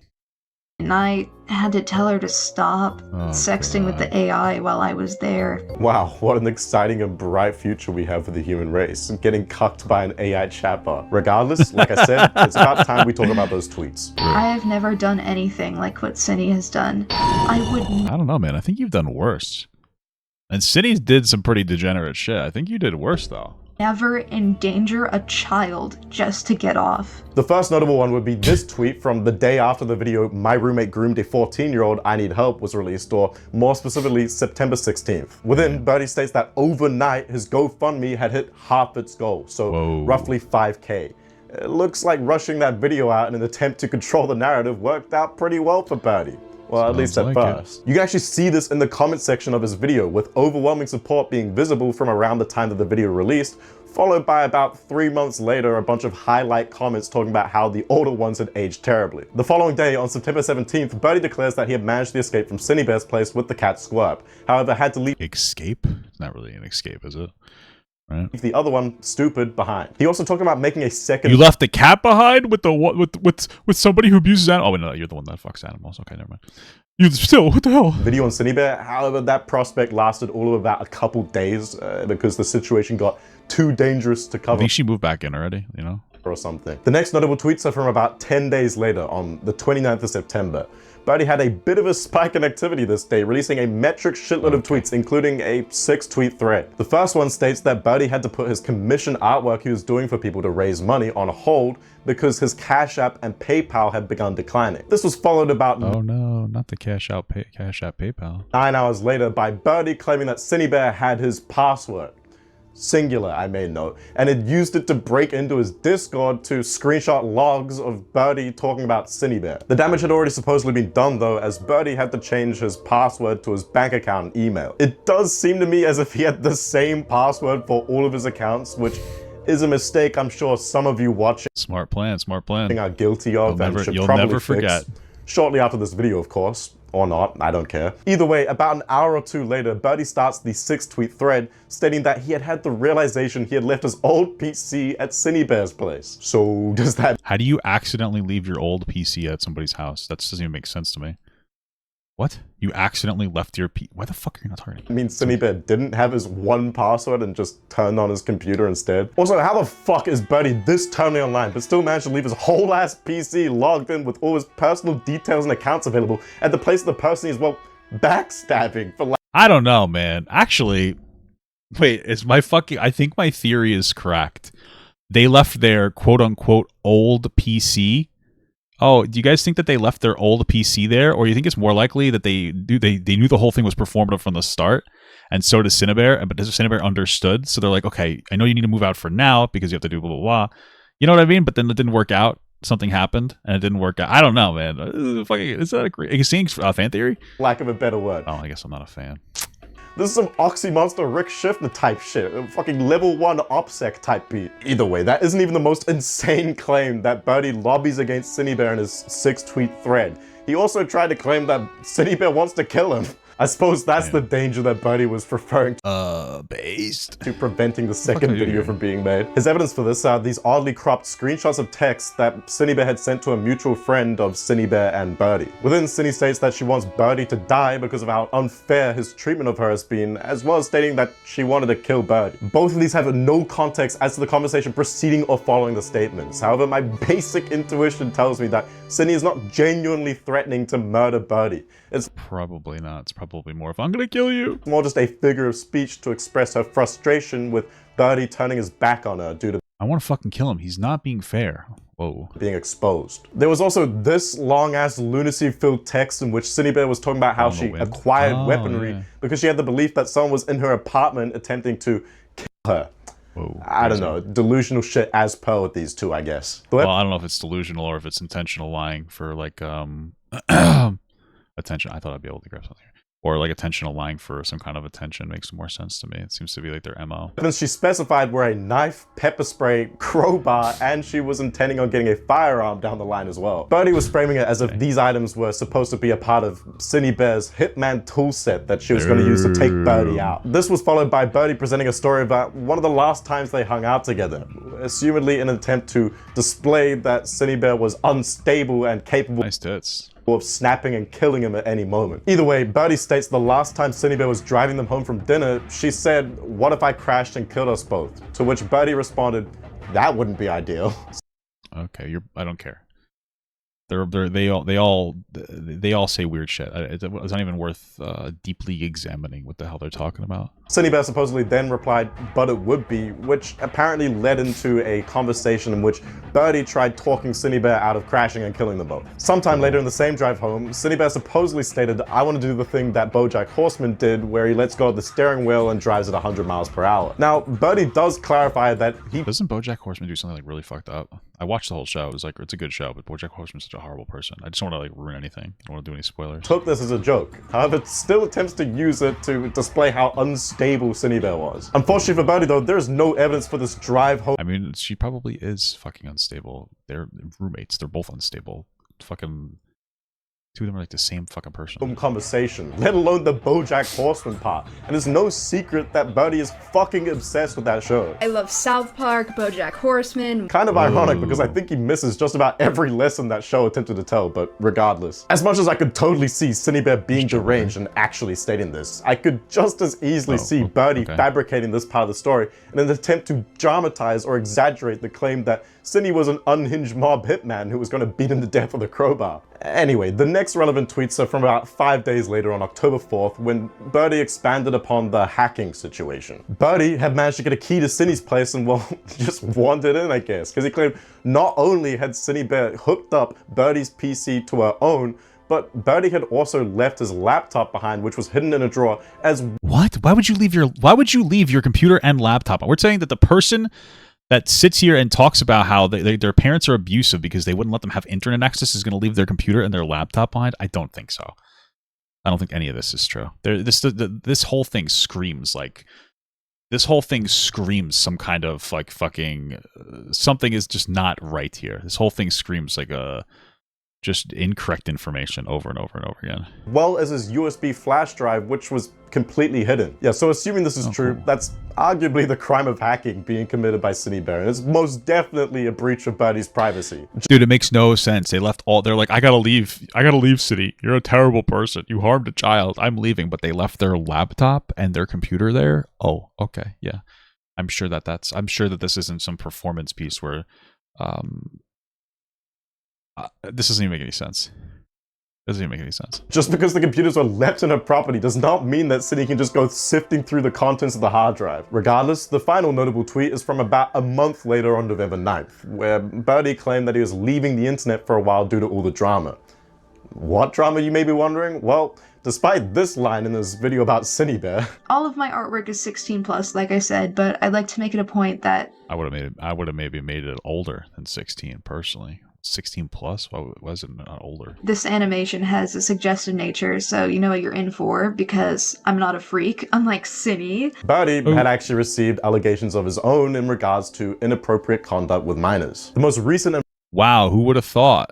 Who would have thought the person that was best friends with somebody who had an inappropriate conversation with a minor would also do the same thing? Relevant of which has to do with when Birdie commented on the fan art of a 15-year-old fan encouraging them. The main issue is that this 15... Let's see, what did they say to encourage them? I drew Handy and Idiot Boy. It's hypersexual Sona together. Instantaneously don't interact with that person. I was bored and mentally in pain. This was fun. Oh, great. Okay, so I guess this is them. TJE Miku Binder. This is yummy art. I'm eating it and leaving no crumbs, nom. Okay, cool. But I don't know what the fuck's happening. On the fan art of a 15-year-old fan encouraging them. The main issue is that this 15-year-old fan was drawing what they described as a hypersexual version of Birdie's persona. This Great, okay. version of Birdie's persona is apparently a pre-established character on... I think that there needs to be a version of Birdie's persona that has like their parents... Well, they did have their parents. I don't even know. Maybe just like fucking... Maybe they just need to be like castrated or something. I don't know. I don't know. That's not. I don't know. I don't know. They're just fucking. What's happening here? Birdie's NSFW 18 plus Twitter account, which notably has limited followers. I've also found some artwork posted by Birdie on his Tumblr that depicts this hypersexual Sona, so I guess it is possible that the fan found it there. Although I have no idea how to check the date of when something was posted on this forsaken website. Although I do honestly think that just makes it worse, because that means he's posting his hypersexual persona for all of the children in his audience to see, like this 15-year-old. Either way, Birdie's NSFW Twitter account has well over 4,000 followers, which does make me wonder whether or not he's applied any thought to the individuals that he allows into the account, especially when considering the general age of the art animation community's audience. I mean, his bio claims that he does, but to be honest, the stuff that he posts on his main account is already pretty questionable to be exposing children to. Both of the characters depicted have self-harm scarring, and I don't think it's too much of a stretch to say that this 15-year-old's art is heavily influenced by Birdie. If you look at some of their other posts, they have declared Birdie as their BPD favorite person and expressed fantasies of Birdie returning to YouTube with a deeper voice and stable life. Yeah, I think that one's staying as a fantasy, buddy. Obviously, with just one glance at this person's account, you can tell they're an obsessive fan that Birdie should not engage with, else risk encouraging them to sink deeper into their unhealthy. Well, I mean, I wouldn't doubt it that this Birdie person thinks like it's almost acceptable and appropriate that they're making all this art. And this is one of those things, because like they're probably like, oh, it's just like me when I was a stupid little asshole kid. I wouldn't doubt that they felt that way to an extent. The problem is that they show earlier such a weird performative awareness about how like dangerous relationships can be, right? When they're like, oh, somebody, which was the fucking one? Somebody 2 years older than me groomed me by making me draw NSFW art when we were both kids. And it's like, okay, if that actually happened to you and actually believed that, then why the fuck would you be talking, like commenting on a 15-year-old's post when you're like 20, I think at this point, encouraging them to make more porn art? Like what's the motivation there? It doesn't make any fucking it doesn't make any sense, unless it's all a bullshit performance piece, which is probably what it is. The obsession. I have seen the claim that Birdie responds to pretty much every single piece of fan art online, which does semi-serve as a defense. However, it more just leads me to the conclusion that Birdie should apply more of a standard to what and who he engages with online, especially when considering his stylization of art and the fact that he's trying to criticize Ciney for very similar actions. Now, you may have noticed that I'm still yet to elaborate on how those cats, Squirp and Stupid, were going to be relevant later.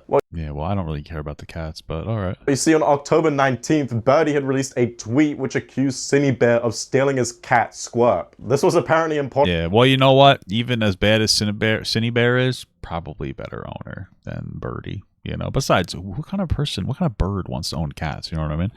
Tweety bird. That's the answer. Enough for Ciney to break her hiatus and respond to, because she ended up releasing her final video, at least as of the moment, on YouTube. Jack is claiming that I have possession of Squirp, that I successfully took her from him, but I don't have her. I have no idea where my cat is, and I don't know if he's even aware of where she is. Jack took her from my apartment when he left, and left her at a friend's house, and I've been fighting by way of the legal system to try and bring her home. You're fighting the legal systems to get the cat back? What? Don't you have bigger things to worry about?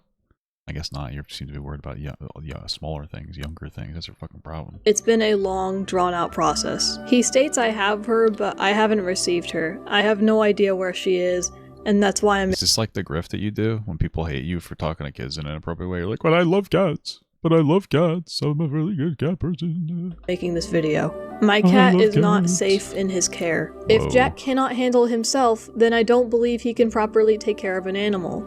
I have on multiple occasions come home from work with all the lights being off in the apartment, and the cats not having any food or water or attention, because Jack spent all day in bed and never got up to take care of them. Damn. Jack is seemingly physically disabled, possibly from a heart condition. No, I don't think so. Oh, the heart condition? Wait, what the fuck did this get introduced? What the fuck?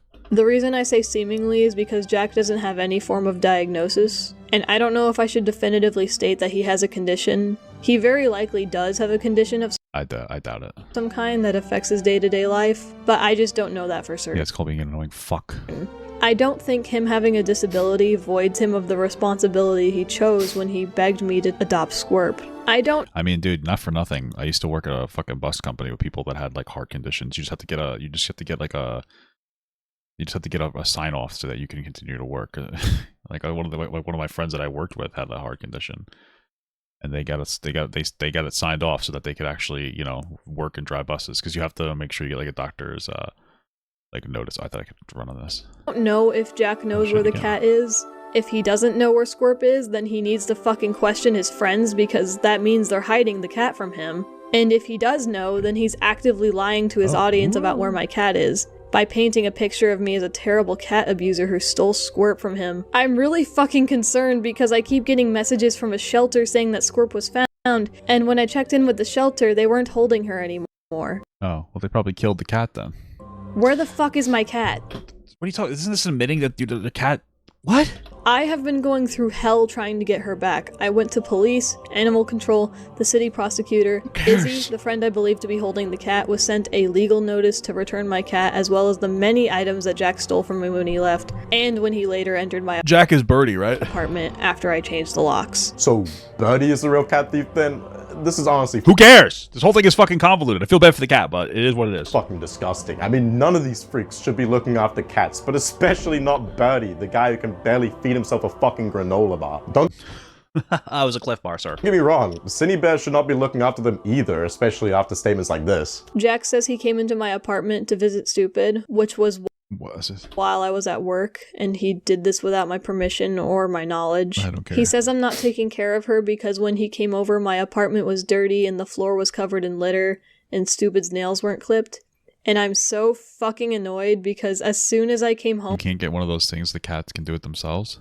The same day he came over, hours after he left, I came home and I was on my hands and knees scrubbing the floor. I swept, I mopped, and I scrubbed the floor to lift up the caked on litter and cat food. Oh, shit. I made that floor sparkle. I have no idea how it even gets to the point where there is cat litter caked on the floor, but at least... That is a little bit rough. That's a tough sell there, girly pop. You know, on the fucking floor though. She can fucking feed them, I guess. Regardless, it seems as if we don't have to worry about either of them being in possession of the cat, because according to Ciney Bear, when Birdie came over and stole the cat, he ended up dropping it off at a mate's house. This mate goes by the name of Izzy, and yeah, I trust him about as much as I trust Ciney to look after that cat. Here's a confrontation between Ciney and Izzy that was added at the end of the video. Hi. What are you doing? I'm here for my cat. No. What do you mean, no? Cynthia, you're not allowed here. What do you mean? Cynthia, go home. Your father let me inside. Yeah. Where's my cat? I'm gonna give her to you. What do you mean? Because she's not your cat. This makes sense. Yes, she is. Where is my cat? Cynthia, no. What do you mean, no? Cynthia, go home. What do you mean, no? She's literally my cat. I have the paperwork. I can show you the paperwork, actually. Cynthia, just because you bought this cat for Jack. You said you bought this cat for Jack. That means literally nothing. That does mean something. You bought this cat for Jack, yes? You bought this cat for Jack. That doesn't mean anything. Cynthia, it's simple. Yes or no? That does not matter. Cynthia, did you buy this cat for Jack? That doesn't matter. Cynthia, did you buy this cat? Izzy, my name is on the paperwork. Ciney. He will not take care of her. Ciney, go home or I will call 911. And, like, what are they gonna do? Go home or I will call 911. Go. Is this cat yours? I mean... Yes. Yes. Did you buy this cat? Yes. Yes. Who fucking cares? This whole thing is fucking ridiculous. She's my cat. I spent the money. I signed the paperwork. Give me my cat. This cat back. Oh my Jack, god, this is did so Jack stupid. give you the money for your cat? I can't say that for sure. Do you know? Wait, so Jack gave the money for the cat, so I can't say that for sure? What? Does that mean that you know that they paid you for the cat? How long ago that was? Like 6 months ago. That was a year ago. Yeah, exactly. They paid you for the cat 6 months ago? What? So they gave you the money for the cat? Okay. Like, Cynthia. why are you fighting me so hard on this? Because You literally, I gave you a letter. Jack. This cat is for Jack, Cynthia. Give me my cat. Well, Cactus Jack. it's my cat now. What do you mean it's your cat now? Okay. You can figure that out. But Probably better off with whoever this is. I don't even know them, but me not knowing them means that they're the best person in the story so far. So Figure that out. Okay. you bought this cat for Jack. Whoa. You did. You bought this cat for Jack. Yeah, back when I thought, do you want to know how much he did for this cat? Why? I don't Cuddled care. with it. Like, I'm sure that's the most he really did. Cleaned the Cool. litter boxes when I asked him to. Like, Cool. only when I asked him to. All You know how- cool. You did admit that you bought this cat for Jack. Yeah, sure. For Jack. It's still my cat. Crazy. Cynthia, why are you even here? I would like to retrieve my cat. No. I don't trust you. I do not trust you with this cat. Whoa. I want Me my when cat. I don't trust somebody Go. with a I cat? literally gave you like a court order. Okay, and go before I call the cops. I will call the cops, Cynthia. really cannot Cynthia, believe you. I will Okay, call the let's call fucking 911 cops. then. Go. Get. Go. Fuck She's talking to her like a cat. That's funny. you. Fuck you. Fuck God. you, dude. No. Let's go. Fuck you, dude. Fuck you. Fuck you. Thank you. Alright, cool. You have until the Alright. 25th. You have until the 25th before, and I will. Alright, great audio there. Fucking Jack. doesn't fucking matter. It does. It is my cat's. Bro, holy, imagine getting fucking debate broed over the custody of your own cat. I mean, disregarding the fact that she fucking paid for it, it's pretty clear that Ciney was the primary caretaker for the cat for the duration of Birdie's stay at her house. And, I mean, it's not as if there's a lack of trying to get the cat repossessed. I mean, she went through legal processes and even rolled up to Izzy's house. My only concern is in regards to the cleanliness. However, Ciney has already stated that that is something that she is actively improving. So yeah, overall, the worst party in this cat allegation is Birdie. What a fucking shocker. Genuinely, what the fuck was this guy thinking? Oh, I'm gonna do a Navy SEAL hostage rescue to relieve Ciney Bear of possession of Squirt, and then I'm going to, I don't know, give it to my friend, I guess? I know I can't look after it. Also, Ciney barely mentions it, but in one of the texts from Izzy, it appears as if she just admits to stealing a flash drive monitor and jewelry. This implies to me that when Birdie and Izzy went to Ciney's house to go repossess Squirt, they additionally stole a bunch of possessions from her, which— Thank God this is all at the end of the video. This is so fucking stupid, this whole cat thing. Holy fuck. Yeah, that implies to me that Izzy is fucked in the head, and it's not just because she's friends with Birdie. If the cat's well-being was genuinely of concern to these freaks, why are they only attempting to save Squirt after their big falling out? It just seems like an attempt to weaponize a problem they could give less of a shit about in order to drive the public narrative against Ciney Bear. I mean, to be honest— I still think the whole disconnection was performative, and then like something real happened afterwards, you know? Out of all three of these freaks, that being Ciney Bear, Birdie, and Izzy, I think Ciney Bear honestly has the most right to the custody of that cat. By the way, I only realized while finalizing this video, but you know that person who temporarily housed Birdie after he moved out of Ciney's place? Queen? Well, that is Izzy. She's posted so many tweets flexing Squirt that I can't help but find it honestly vile. I mean, the cat is in a fucking banner like it's some sort of trophy, for fuck's sake. Additionally, as explained in this fucking deranged wall of text written by Izzy, she is no longer friends with Birdie and Ciney, and has also renamed Squirt to Latte, which— holy fuck this person. They are wretched. There is not one sane person involved in the— Like, because they named the cat Latte? Who fucking cares? Oh, fuck. This fucking drama. I began to get popular online at 12, but I received negative attention instead of the comfort and positivity that I wanted, and it broke me. I was trapped between worlds. I couldn't stay on the internet because it was killing me, but I also couldn't leave the internet because my home life was killing me. So I chose escapism, despite how much it was hurting me. If you were to take Birdie and his words at face value, like the large majority of his audience at least originally did, well then you would believe that he has had one of the most unfair, hardship-filled lives of being perpetually abused by every single person he knows except for his siblings. It seems to me though that the one consistent factor in all those stories is Birdie himself. If every single person who attempts to provide support or care to Birdie, whether they family, friends, social worker, eventually ends up ostracized and labeled as abusive by Birdie, well, it begins to make me wonder whether the actual issue in all of these stories is Birdie, especially when Birdie has evidently lied about elements of their narrative, and the only evidence he's provided has been contradictory to his story. On top of that, the two people who got accused by Birdie that spoke about it publicly ended up denying the allegations and lobbying some of their own back at Birdie. Birdie is potentially even more degenerate than Ciney Bear. He has seemingly scammed his audience of 11,000 USD. He has basically accused countless people who did nothing but attempt to support him of abuse of all kinds.